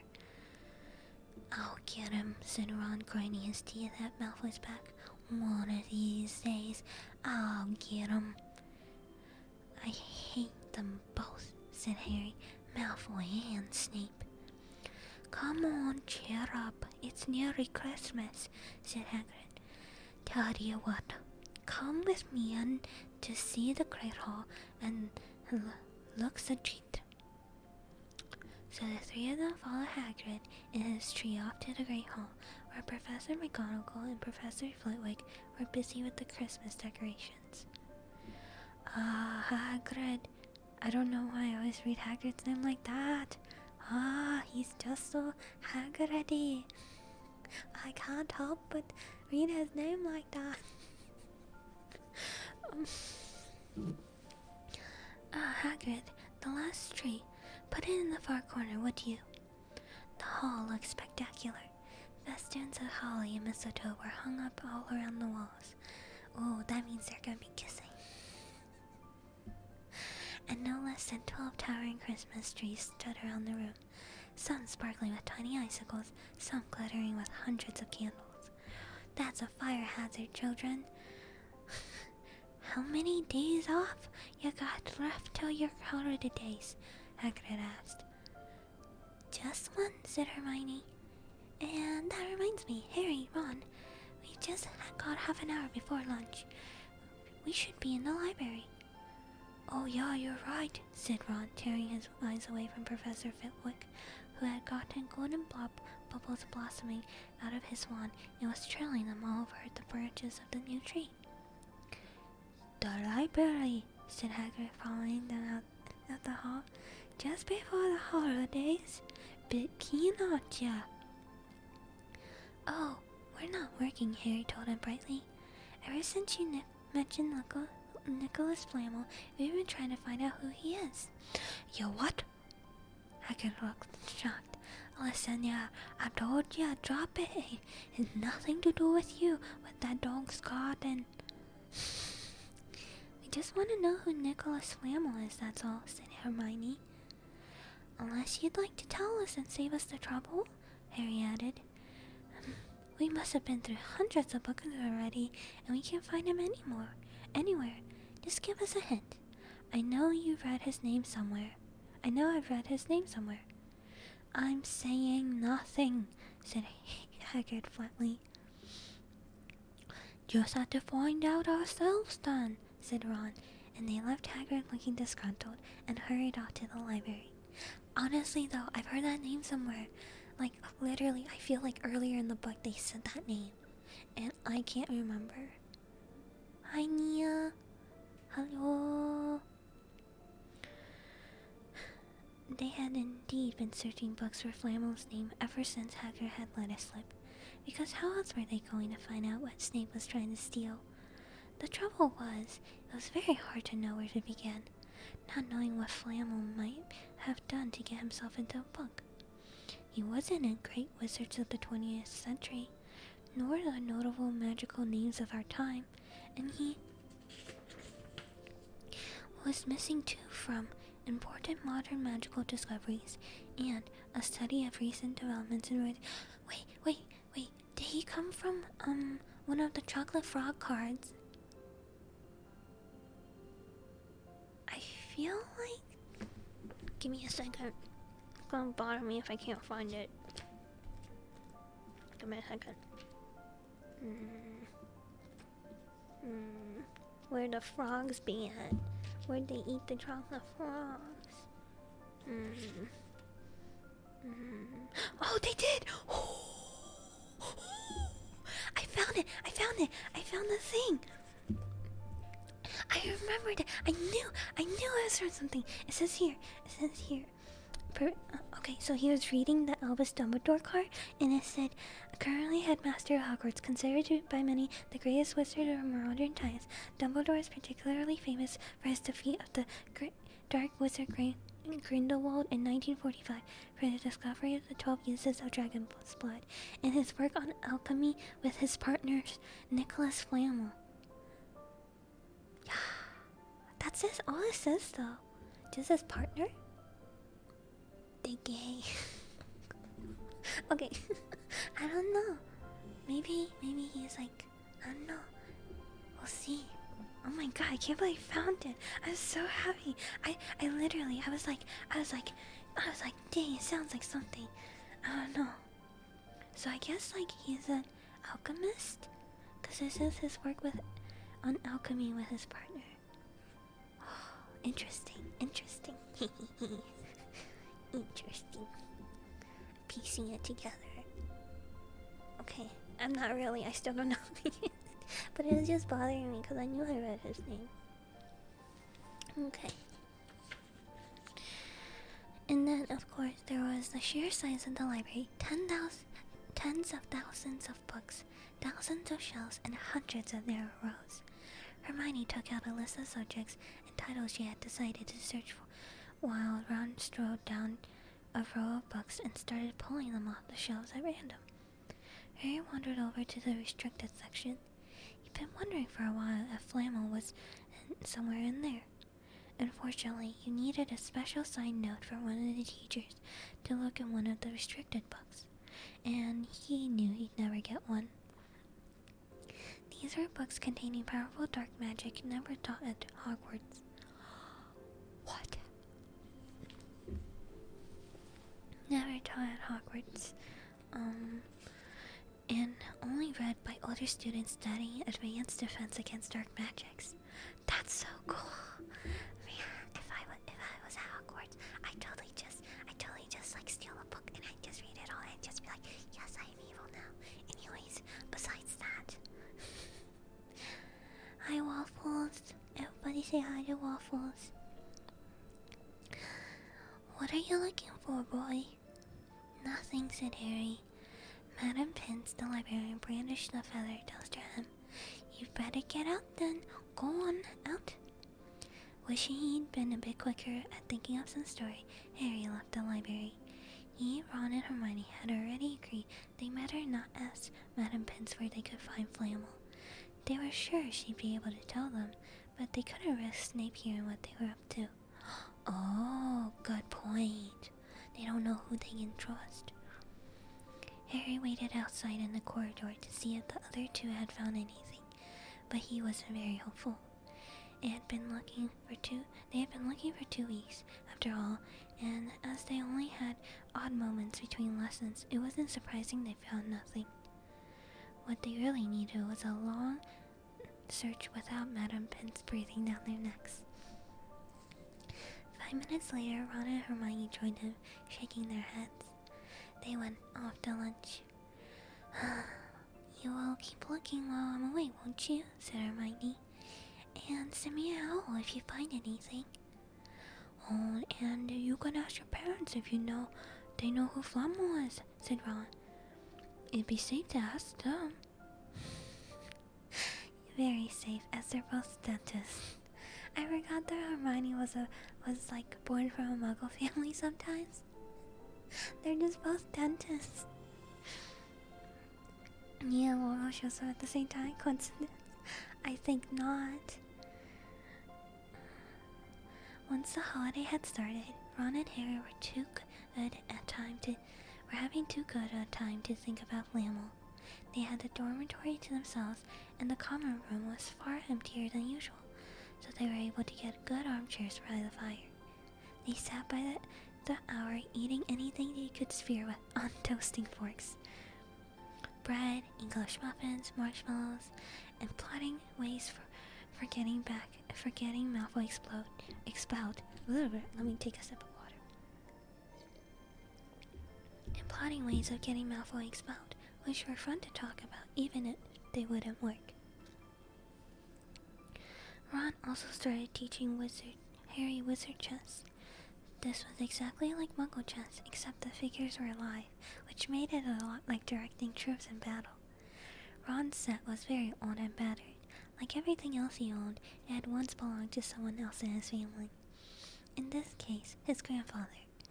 However, old chessmen weren't a drawback at all. Ron knew them so well he never had trouble getting them to do what he wanted. Harry played with chessman Seamus Finnegan, with the chessman Seamus Finnegan had let him, and they didn't trust him at all. He was a very good player yet, and they kept shouting different bits of advice at him, which was very confusing. Don't set me there. Can't you see his knight? Send him. We can't afford to lose him. Imagine. That's so cool. And they're like, oh my god. Are they sentient? Do they know their chess pieces and they won't actually die? Or every time they fight, do they get injured and they're like, oh, my last bleeding breath. Oh, and do they experience pain? Oh my god. Why is everything sentient? Oh, that's a big thing I have. That's why I asked originally about the pictures in the frames, because I thought they were clones. But okay, what would happen? Okay, how come, let me ask you a thing. How come when they were on the train and they were eating the chocolate frogs and the cards from the chocolate frogs, they would just walk by and do their own little thing? But then, when they're talking to the big lady, the pink lady, and that's guarding the Gryffindor common room, they can talk back, and she's like, where have you guys been? And all that. She can understand them. Can all paintings understand them? But then, won't they whisper your secrets? That's constantly getting watched by the FBI. I don't know, like, also, if you took a picture of a person with dementia and you told them secrets, you told the photograph secrets, would the person with dementia also not know? I don't know. If you took a picture of a person, and then, like, they died, like your mom, for example, and then, like, you had her photograph, would you be able to relive memories with her as if she was your mom? Would you be able to talk to a photograph and be like, hey, remember when you took me to, like, the park, like, when I was little? And she'd be like, oh my god, it was such a good time. Is that a thing? I know people are saying it's magic, but, like, most wizard paintings are sentient. Yes. That would hurt me so much. If, like, I was looking at pictures and I was like, wow, I sure miss my mom, and I just heard her voice, but she wasn't really there. Oh my god. Other books in the series go into a little bit. Oh, that's for all my questions. Everyone's like, it's in the other books. I'm like, I'm not even doing this book. Too many questions. Anyway, they barely justice, to be honest. I can see why. It brings about a lot of problems. The paintings do have personalities and memories. Huh, okay. Interesting. But they have their own memories? Or, like, memories of the person? I don't know. Like, could I ask the pink lady, like, what were you like? Like, why were you photographed and painted such beautifully? And then she'd be like, oh, I don't know. One day I woke up and I was just here. Cause, like, one day she was like painted. She just appeared. And at what point did she become alive? Cause it says a portrait, which I assume is a painting portrait. So are they like every stroke you do, she's just like, oh, my face, it's half gone. I'm in so much paint. Please. Oh, I can't do this anymore. You know? And it's like, ow, there's a fire. You're like, oh my god, could you imagine if the Hogwarts burnt down and the paintings burnt down? Would they, like, be suffering? This is so messed. They don't really cover it. Yeah, you know why? Cause messed up.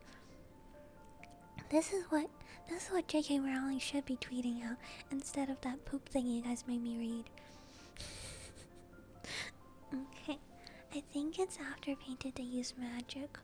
Oh, I guess that makes sense. Man, you really have to be like, okay, this artwork's actually finished. Like, if there's a smudge, she's just gonna always have the smudge. Okay. Where was I?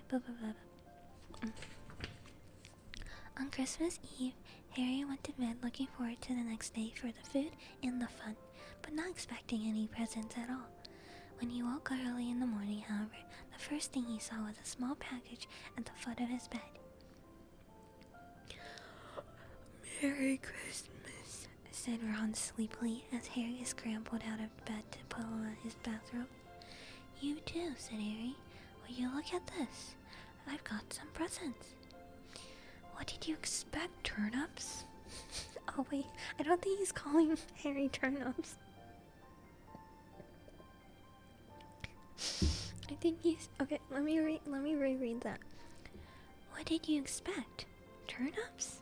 Said Ron, turning to his own pile, which was a lot bigger than Harry's. Harry picked up a top parcel. It was wrapped in thick brown paper and scrawled around it, to Harry from Hagrid. I love Hagrid.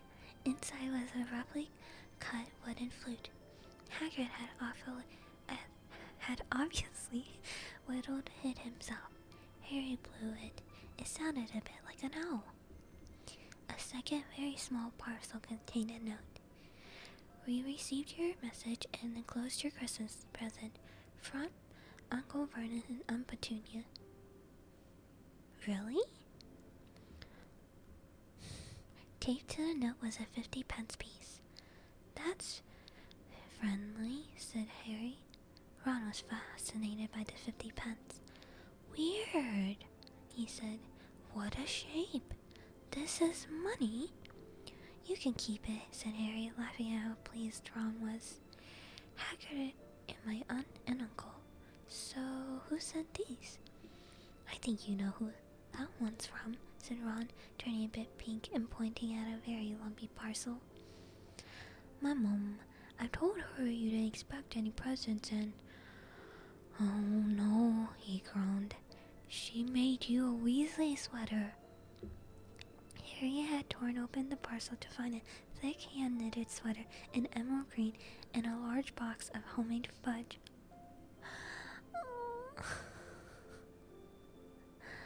"Every year she makes us a sweater," said Ron, unwrapping his own. "And mine's always maroon." "That's really nice of her," said Harry, trying the fudge, which was very tasty. His next present also contained candy. A large box of chocolate frogs for Hermione. Oh my god, they're friends. This left only one parcel. Harry picked it up and felt it. It was very light. He wrapped it. Something fluid and silvery gray went sluttering to the floor, where it laid in gleaming folds. Ron gasped. "I've heard of those," he said in a hushed voice, dropping the box of every flavored beans he'd got of Hermione. If that's what I think it is, they're really rare and really valuable." "What is it?" Harry picked up the shiny silvery cloth off the floor. It was as strange to the touch, like water woven into the material. "It's an invisibility cloak," said Ron, and a look of awe on his face. "I'm sure it is. Try it on."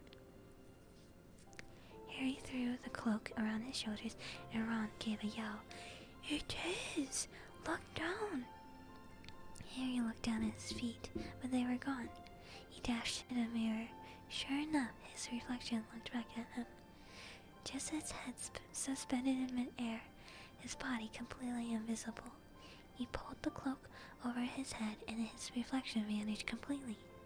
"There is a note," said Ron suddenly. "A note fell out of it." Harry pulled off the cloak and seized a letter. Written in narrow, loopy writing he had never seen before were the following words.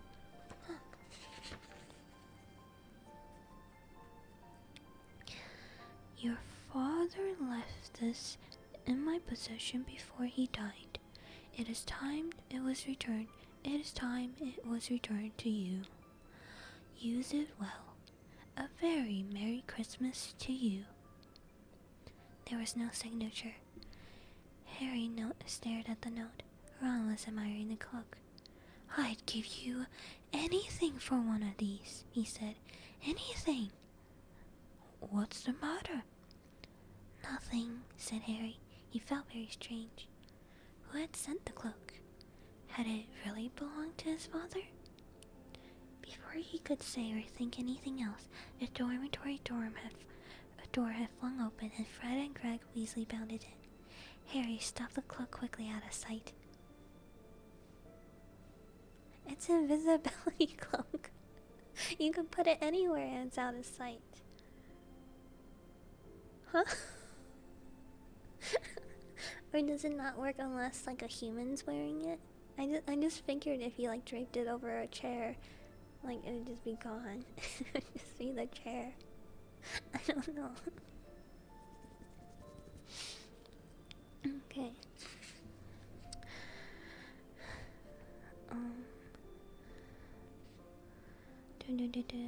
Oh, Merry Christmas. Hey you, Harry's got a Weasley sweater too. Fred and George were wearing blue sweaters, one with a large yellow F on it and the other a large G. Someone has to wear the trigger invisible part. Oh, that's good engineering. How do you find it? You just feel around. Harry Harry is better than ours, though, said Fred, holding up Harry's sweater. She obviously makes more of an effort if you're not family. Why aren't you wearing yours, Ron? George demanded. Come on, get it on. They're lovely and warm. I hate maroon, Ron moaned half-heartedly as he pulled it over his head. Haven't got a letter on yours, George absorbed. I suppose she thinks she don't forget your name, but we're not stupid. We know we're called Fred. I almost had a stroke reading it. But we're not stupid. We know we're called Gred and Forge. What's all the noise? Percy Weasley stuck his head through the door, looking disapprovingly. He had clearly gotten halfway into unwrapping his presents too, for he clearly carried a lumpy sweater over his arms, which Fred seized. P for prefect. Get it on, Percy. Come on, we're all wearing ours. Even Harry's got one. I don't want, said Percy thickly, but the twins forced the sweater over his head, knocking his glasses askew. And you're not sitting with the prefects today either, said George. Christmas time is for family. They frog-marched Percy from the room, his arms pinned to the side by his sweater. Harry had never in his life had such a Christmas dinner. 100 fat roast turkeys, mountains of roast and boiled potatoes, platters of chipolatas. Chipotle? No, probably not Chipotle. Turns of buttered peas, silver boats of thick, rich gravy and cranberry sauce, and stacks of wizard crackers every few feet along the table. These fantastic party favors were nothing like the feeble muggle ones that Dursley had bought, with their little plastic toys and their flimsy paper hats inside. Harry pulled a wizard cracker with Fred, and it didn't just bang, it went off with a blast like a cannon, and engulfed them all in a cloud of blue smoke, while from the inside it exploded a rear admiral's hat with several live white mice. What's with them and live animals? Percy's a Weasley too? Yeah, he's the prefect. He's the oldest one. He gets to sit up in the front carriage. Like live bats and live mice, I suppose. I guess the bats can eat the live mice. Whatever's left over from Halloween. Man, gruesome. Up at the high table, Dumbledore had swapped his pointed wizard hat for a flowered bonnet, and he had swapped his and was chuckling merrily at a joke Professor Flitwick had just read him. Flaming Christmas puddings swallowed a turkey. Percy nearly broke his teeth on a white circle embedded in his slice. Harry watched Hagrid getting redder and redder in the face as he called for more wine, and then finally kissing Professor McGonagall on the cheek, who, to Harry's amazement, giggled and blushed, her top hat lopsided. I forgot that they like kind of know each other, like from the beginning of the book. In my head, like they feel like such different people that would never talk to each other. When Harry finally left the table, he had laden down with a stack of things out of the crackers, including a pack of non-explodable luminous balloons, a grow-your-own-work kit, and his own new wizard chess set. The white mice had disappeared. Look at that! We solved our own problem. And Harry had a nasty feeling that they were going to end up in Mrs. Norris's Christmas dinner. Oh no, I thought they magically disappeared, not that the cat freaking hunted them to extinction. Man, why all the detail, J.K. Rowling? Explain the paintings, we don't need this. As if she's in the stream right now. If she is, hi, I respect you. But not the poop thing. Anyways, Harry and the Weasleys spent a happy afternoon having a furious snowball fight on the grounds. Then, cold and wet, gasping for breath, they returned to the fire in the Gryffindor common room, where Harry broke in his new chest set by losing spectacularly to Ron. He suspected that he wouldn't have lost so badly if Percy hadn't tried to help him so much. After a meal of turkey sandwiches, crumpets, trifle, and Christmas cake, everyone felt too full and sleepy to do much before bed, except sit and watch Percy chase Fred and George all over Gryffindor Tower, because they had stolen his prefect badge. It had been Harry's best Christmas day ever, yet something had been nagging at... No, don't ruin Christmas, Harry. Yet something had been nagging at him at the back of his mind all day. Not until he climbed onto the bed was he free to think about it, the Invisibility Cloak, and whoever had sent it. Oh, right. Damn. Ron was full of turkey and cake, and with nothing mysterious to bother him, fell asleep as soon as he drawn the curtains to his four-poster. Harry leaned over the side of his own bed and pulled the cloak out from underneath it. His father. This had been his father's. He let the material flow over his hands, smoother than silk, lie as air. Use it well, the note had said. He had to try it now. He slipped out of bed, wrapped the cloak around him. Looking down at his legs, he saw only moonlight and shadows. It was a very funny feeling. Use it well. Suddenly, Harry felt wide awake. The whole of Hogwarts was open to him in his cloak. Excitement flooded through him as he stood there in the dark and silence. He could go anywhere in this. Anywhere. And Flitch wouldn't know. He's right. She is smart. Okay. Ron grunted in his sleep. Should Harry wake him? Something held him back. His father's cloak. He felt that this time, the first time, he wanted to use it alone. He crept out of the dormitory, down the stairs, across the common room, and climbed through the portrait hole. Who's there? Squawked the fat lady. Harry said nothing. He walked quickly down the corridor. Where should he go? He stopped, his heart racing in thought. Then it came to him, the restricted section in the library. He'd be able to read as long as he'd like, and as long as it took to find out who Flamel was. He set off, drawing the invisibility cloak tight around him as he walked. That's so smart. I thought for sure he'd go to the dogs and cause he'd be invisible, so maybe they wouldn't see him. I'm like, okay. The library was pitch black and very eerie. Harry lit a lamp to see his way along the row of books. The lamp looked as if it was floating along in midair. Even though Harry could feel his arm supporting it, the sight gave him creeps. The restricted section was right at the back of the library.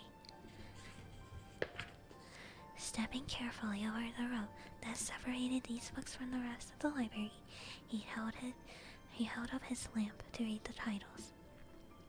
They didn't tell him much. Their peeling, fading gold letters spelled words and languages Harry couldn't understand. Some had no title at all. One book had a dark stain on it that looked horribly like blood, and the hairs on the back of Harry's neck prickled. Maybe he was imagining it, maybe not, but you could hear a faint whispering coming from the books, as though they knew someone was there who shouldn't be. I'm getting goosebumps. It's invisibility, not an inspellability cloak. Oh, you think the dogs could smell them? I mean, they are dogs. Good point. And also, the dogs would probably be sitting, on the trapdoor. Okay, so this is what I would have done. I would have taken a whole turkey from Thanksgiving dinner, and I would have brought it to the room, and I would have done the spell that Hermione did to unlock the door, and then I would give it to the dogs and place it on the opposite corner, so the dogs would be like, wait, turkey, I love turkey, and they walk up to the turkey, and then I duck behind them, and I'd be invisible, of course, and then I go through the trapdoor, and that's what I would do, or at least peer through the trapdoor, you know, I don't know, I feel like that would solve your problem much more than the other one. Like, finding out who Flammel is doesn't do much, I don't suppose. Maybe it will. Only one way to find out. He had to start somewhere. Setting the lamp down carefully on the floor, he looked back along the bottom shelf for an interesting looking book. A large black and silver volume caught his eyes. He pulled it out with difficulty because it was very, very heavy, and balancing on his knees, he let it fall open. A piercing, blood-curdling shriek split the silence. The book was screaming. Harry snapped it shut, but the shriek went on and on. One high, unbroken, ear-splitting note. He stumbled backwards and knocked over his lamp, which went out at once. Panicking, he heard footsteps coming down the corridor outside. Stuffing the shrieking book back onto the shelf, he ran for it. He passed Flitch in the doorway. Flitch's pale white eyes looking straight through him, and Harry slipped under Flitch's outstretched arm and streaked off up the corridor. The book's shriek still ringing in his ears. No, he didn't freaking gotta read anything. Text of Asia's practicing really long crying. I'm just telling you what I would do. He came to a sudden halt in front of the tall suit of black armor. He had been so busy getting away from the library, he hadn't paid attention to where he was going. Perhaps it was dark, but he didn't recognize where he was at all. There was a suit of armor near the kitchen, he knew. So, he must have been 5 floors above there. You asked me to come directly to you, Professor. If anyone was wandering around at night, and somebody's been in the library. Restricted section. Harry felt the blood drain out of his face. Wherever he was, Fletch must have known a shortcut, because his soft, greasy voice was getting nearer, and to his horror, it was Snape who replied. The restricted section. Well, they can't be far. We'll catch him. Or them. Harry stood rooted to the spot as Fletch and Snape came around the corner. They couldn't see him, of course, but it was a narrow corridor, and they came much nearer, they'd knock right into him. And the cloak didn't stop him from being solid. He backed away as quietly as he could. A door stood ajar to his left. It was his only hope. He squeezed through, holding his breath, trying not to move, and to his relief he managed to get inside the room without noticing anything. They walked straight past, and Harry leaned against the wall, breathing deeply, listening to their footprints dying away. That had been close. Very close. It was a few seconds before he noticed anything about the room he had hidden in. It looked like an unused classroom. The dark shapes of desks and chairs were piled against the wall, and there was an upturned waste paper basket. But propped against the wall facing him was something that looked as if it didn't belong there. Something that looked as if a person had put it there to keep it out of the way. It was a magnificent mirror, as high as the ceiling, with an ornate golden frame. Standing on 2 claw feet, there was an inscription carved from the top. Pardon my Latin, or this is what I think it's Latin.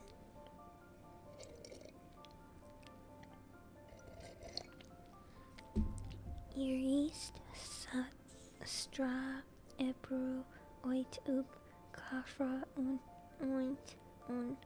wasi. His panic fading now that there was no sound of Fletch and Snape.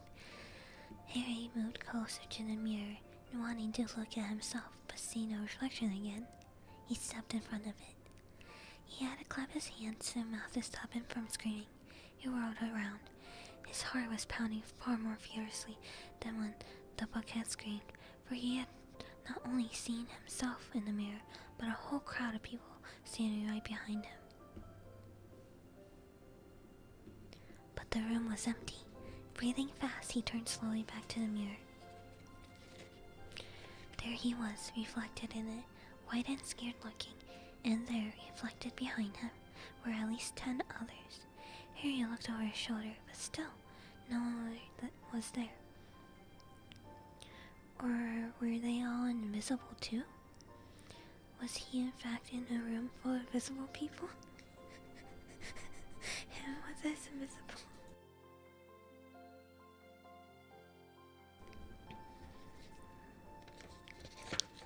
Was he in fact in a room of invisible people, and this memorized trick was that it reflected them, invisible or not? He looked at the mirror again. A woman standing right behind him, his reflection, was smiling at him and waving. He reached out a hand and felt the air behind him. If she was really there, he touched her. The reflections were so close together, but he felt only air, and she and the others only existed in the mirror. She was a very pretty woman, and she had dark red hair and her eyes. Her eyes were just like mine, Harry thought, edging a little closer to the glass. Bright green, exactly the same shape, but then he noticed that she was crying, smiling, but crying at the same time. And a tall, thin, black-haired man was standing next to her, put his arms around her. He wore glasses, and his hair was very untidy. It stuck up in the back, just as Harry's did. It was his parents. Harry was so close to the mirror now that his nose was nearly touching that of his reflection. "Mom?" he whispered. "Dad?" They just looked at him, smiling. And slowly, Harry looked into the faces of the other people in the mirror and saw other pairs of green eyes just like his, and other noses like his. Even a little old man who looked as though he had Harry's knobbly knees. Harry was looking at his family for the first time in his life. The Potter smiled and waved at Harry. He just stared hungrily back at them, his hands pressed flat against the mirror as though he was hoping to fall right through and reach them. He had a powerful kind of ache inside of him, half joy, half terrible sadness. How long he stood there, he didn't know. The reflections did not fade, and he looked and looked until a distant noise brought him back to his senses. He couldn't stay here. He had to find his way back to bed. He tore his eyes from his mother's face, whispered, "I'll come back," and hurried from the room. I thought his parents were dead. Did they trap his whole family in the mirror? All the families. They're gonna trap it in the mirror. Snape did it. Snape is just Voldemort with a wig. I'm saying all my crazy theories right now, because if even one of them turns out to be right, I can say, "I told you so." Okay. "You could have woken me up," said Ron crossly. "You can come tonight. I'm going back. I want to show you the mirror." "I'd like to see your mom and dad," said Ron eagerly. "And I want to see all your family. All the Weasleys. You'll be able to show me your other brothers and everyone." "You can see them any old time," said Ron. "Just come around my house this summer. Anyway, maybe you only show us dead people. Shame about not finding Flamel, though. Have some bacon or something. Why aren't you eating anything?" Harry couldn't eat. He had seen his parents and would be seeing them again tonight. "Oh, they only show dead people." "Push them onto the mirror. Is it only dead people?" He had almost forgotten about Flamel. It didn't seem very important anymore. Who cared about the three-headed dog? What the three-headed dog was guarding? What did it matter? Snape stole it, really. "Are you alright?" said Ron. "You look odd." What Harry feared most was that he might not be able to find the mirror room again. With Ron covered in a cloak too, they had to walk much more slowly the next night. They tried tracing Harry's route from the library, wandering on the dark passageways for nearly an hour. "I'm freezing," said Ron. "Let's forget it and go back." "No," Harry hissed. "I know it's here somewhere." They passed the ghost of a tall witch gliding in the opposite direction, but saw no one else. Just as Ron started moaning that his fever dead as cold with cold, Harry spotted the suit of armor. It's here, just here, yes. They pushed the door open. Harry dropped the cloak from around his shoulders and ran to the mirror. There they were. His mother and his father beamed at the sight of him. See? Harry whispered. I can't see anything. Look at all them all. There's loads of them. I can only see you. Look, it ain't properly gone. I stand where I am. Harry stepped outside, but with Ron in the middle of the mirror, he couldn't see his family anymore. Just Ron in his paisley pajamas. Ron, though, was staring transfixed at his image. Look at me, he said. Can you see all your family standing around you? No, I'm alone, but I'm different. I look older. And I'm a head boy. What? I am. I'm wearing the badge like Bill used to, and I'm holding the house cup and the Quidditch cup. I'm Quidditch captain too. Ron tore his eyes away from the splendid sight to look excitedly at Harry. Do you think this mirror shows the future? Oh. How can it? All my family are dead. Let me have another look. You had it up to yourself all last night. Give me a bit more time. You're only holding the Quidditch up. What's interesting about that? I want to see my parents. Don't push me. A sudden noise outside the corridor put them to end their discussion. They hadn't realized how loudly they'd been talking. Quick! Ron threw the cloak back over them as luminous eyes of Mrs. Norris came around the corner. Ron and Harry stood quite still, both thinking the same thing. Did the cloak work on cats? After what seemed like ages, she turned and laughed. This isn't safe. She might have gone for Flitch. I bet she heard us. Come on. And Ron pulled Harry out of the room. The snow still hadn't melted the next morning. Want to play chess, Harry? Said Ron. No. Why don't we go down and visit Hagrid? No, you go. I know what you're thinking about, Harry. That mirror. Don't go back tonight. Why not? I don't know. I got a bad feeling about it. And anyways, you've had too many close shaves already. Flitch, Snape, Mrs. Norris all wandered around. So what if they can't see you? What if they walk into you? What if you knock something over? You sound just like Hermione.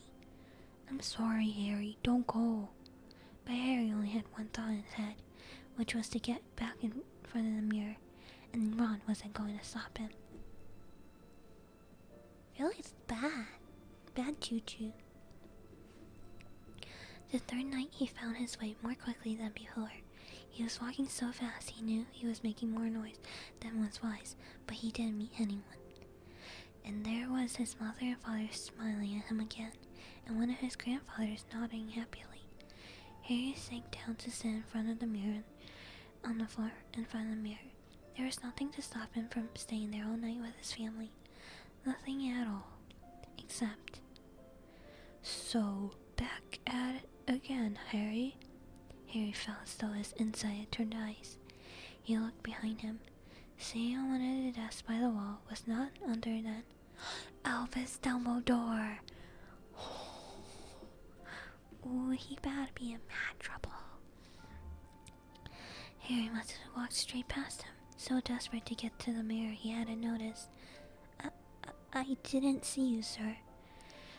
Strange how nearsighted being invisible can make you, said Dumbledore, and Harry was relieved to see that he was smiling. So, said Dumbledore, slipping off the desk to sit on the floor with Harry, you, like here, hundreds before you, have discovered the delights of the mirror of ears irised. I didn't know it was called that, sir. Well, I expect you've realized by now what it does. It shows me my family, and it showed your friend Ron himself as head boy. How did you know? I don't need your cloak to become invisible, said Dumbledore gently.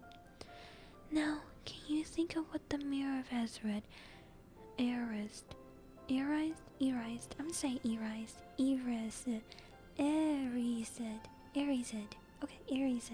shows us all. Harry shook his head. Let me explain. The happiest man on earth wouldn't be able to use the mirror erased like a normal mirror. Would be able to use the mirror of erased like a normal mirror. That is, he would look into it and see himself exactly as he is. Does that help? It doesn't show on his parents. I don't think so. Harry thought. Then he said slowly, it shows us what we want? Whatever we want. Yes and no, said Dumbledore quietly. It shows us nothing more or less than the deepest, most desperate desire of our hearts. You, who've never known your family, see them standing around you. Ron Weasley, who's always been overshadowed by his brothers, see himself standing alone, the best of them all. However, this mirror will give us neither knowledge or truth.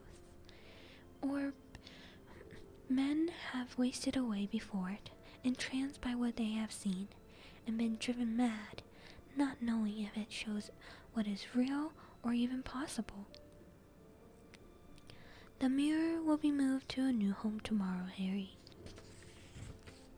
And I ask you not to go looking for it again. If you ever do run across it, you will now be prepared. It does not do to dwell on dreams and forget to live. Remember that. Now, why don't you put on your admirable cloak back on and get off to bed? Harry stood up. Sir, Professor Dumbledore, can I ask you something? Obviously, you've just done so, Dumbledore smiled. You may ask me one more thing, however. What do you see when you look in the mirror? I see myself holding a pair of thick woolen socks. That can't be true. That can't be right. Harry stared. One can never have enough socks, said Dumbledore. Another Christmas has come and gone, and I didn't get a single pair. People insist on giving me books. It was only when he got back to bed that it struck Harry that Dumbledore might not have been quite truthful. By then, he thought, as he shoved Scabbers off his pillow, it had been quite a personal question. If I was Dumbledore, I wouldn't be telling Harry the truth. Yeah, I don't think that's what his deepest desire is. Because if it is, he could just go buy him some more socks. That was the end. That was the end of chapter 12. But the next chapter is titled Nicholas Flamel, the guy himself. Yo, we almost done. We're like 3/4 of the way done with this book. Making good progress. Can't wait to watch the movie. Oh, tomorrow we're doing. What are we doing tomorrow? Tomorrow we're doing like a Christmas sing-along. And by sing-along I mean, give me a second.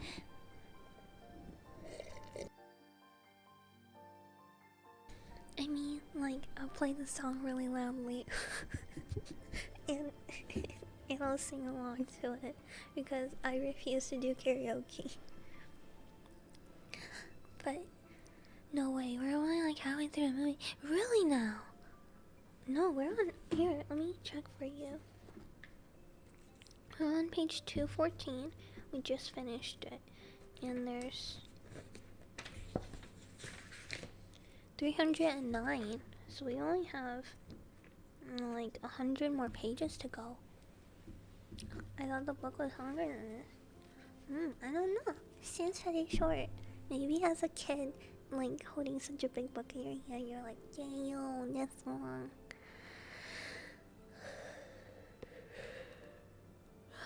Book 1 was relatively short, but they get much longer. Da da da. So about 2/3. Oh, okay, well, mathematically, you're right.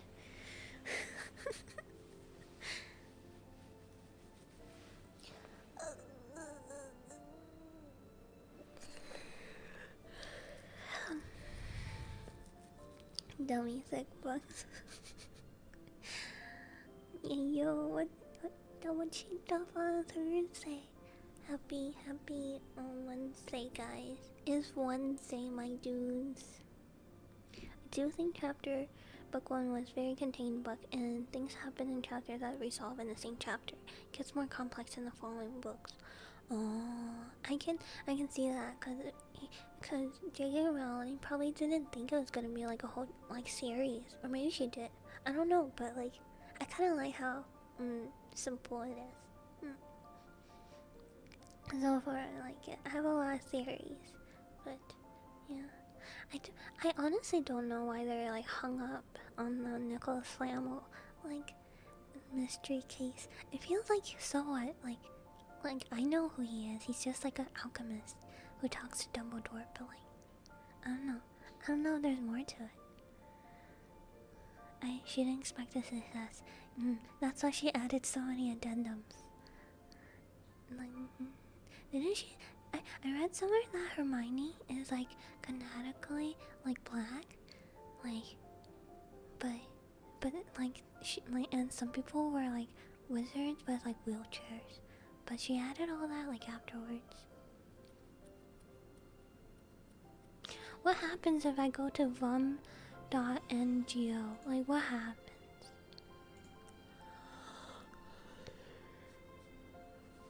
Don't go there. She had a general idea of how things would go, but I think she didn't expect how big this entire saga would.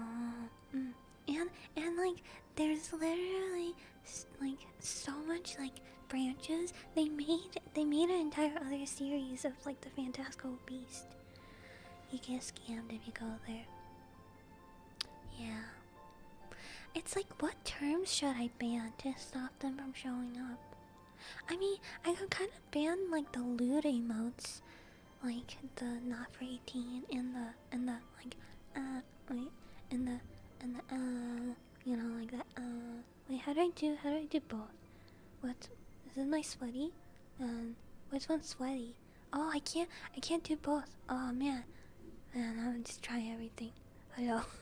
Oh, wait, what if I did this? Then that's how? Oh, it doesn't work.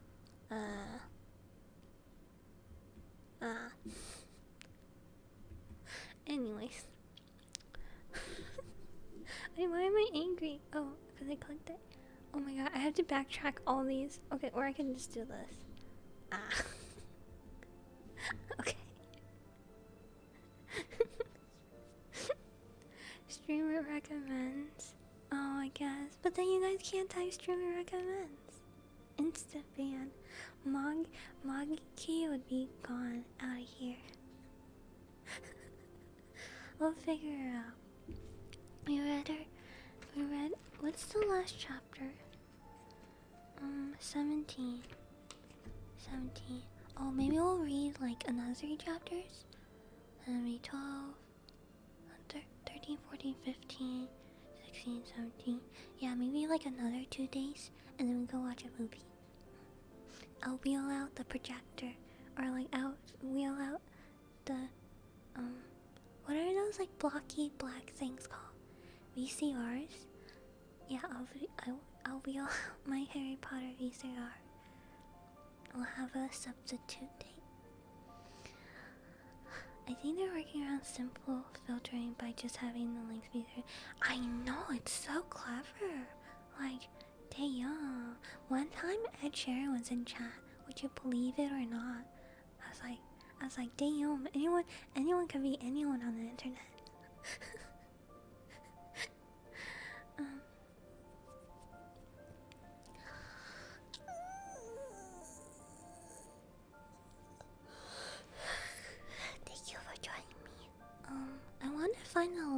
so I can tweet it. I can pin it. Oh gosh. Oh, where's the link? Trying to find. Oh, okay.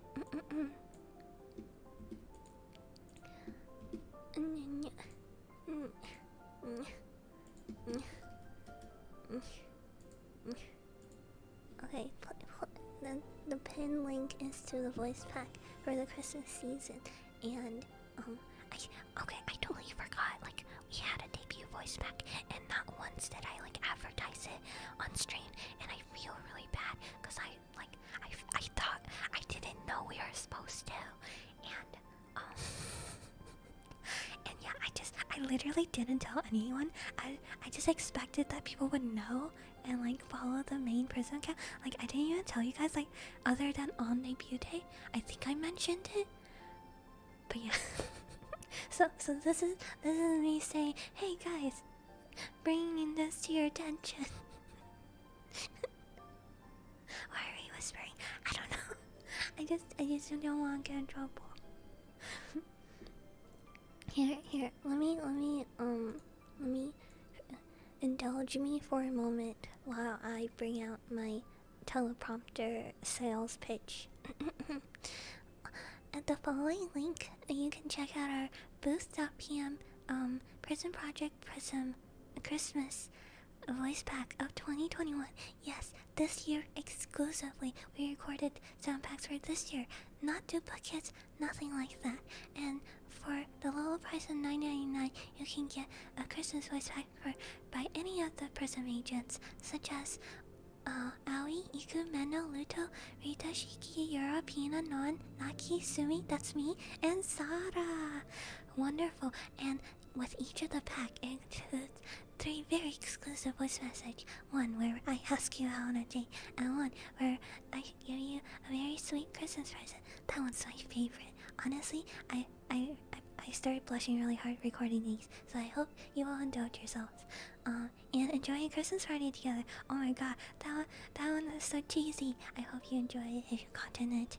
And then, yes, and then with the Ultra Mega Christmas Deluxe set, you get all the contents of all the Prism agents, plus a very, very exclusive deluxe, voice message that includes 12, all of us asking you out on a winter day from all 12 agents. How exclusive. Set it as your, alarm clock, or as your, as your ringtone.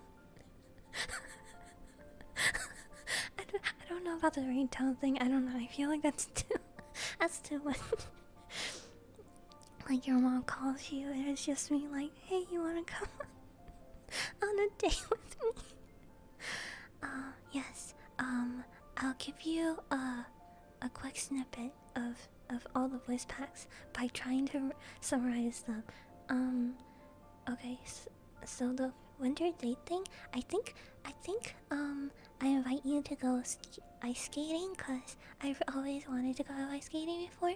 And Christmas presents, I pick you out something really, really super special. And Christmas party, we do something kinda cute or kinda cheesy. I don't know. Okay, that was my. Okay, thank you for listening to my sales pitch. I hope that was good. I got a dog. You're so cute. Thank you. I just realized that I haven't listened to them mixed up, so I don't know. Cause usually they like mix it for us, so I don't know. I always think about adding sound effects to it, but I don't know if I have to like buy sound effects to get copyright to them. Like if I wanted jingle bells in the back, maybe next voice pack I'll make my own sound effects. And like if we're on a busy street, I'll be like, I'm walking here. Like I'll harmonize. I'll add multiple harmonies. Like I'll be talking to you, and then it's like Hong Kong, yo, your taxi's here. Hey, who's that dog pissing on? Hey, it's Pizza Rat. Hey, and then I'll really add to the ambiance.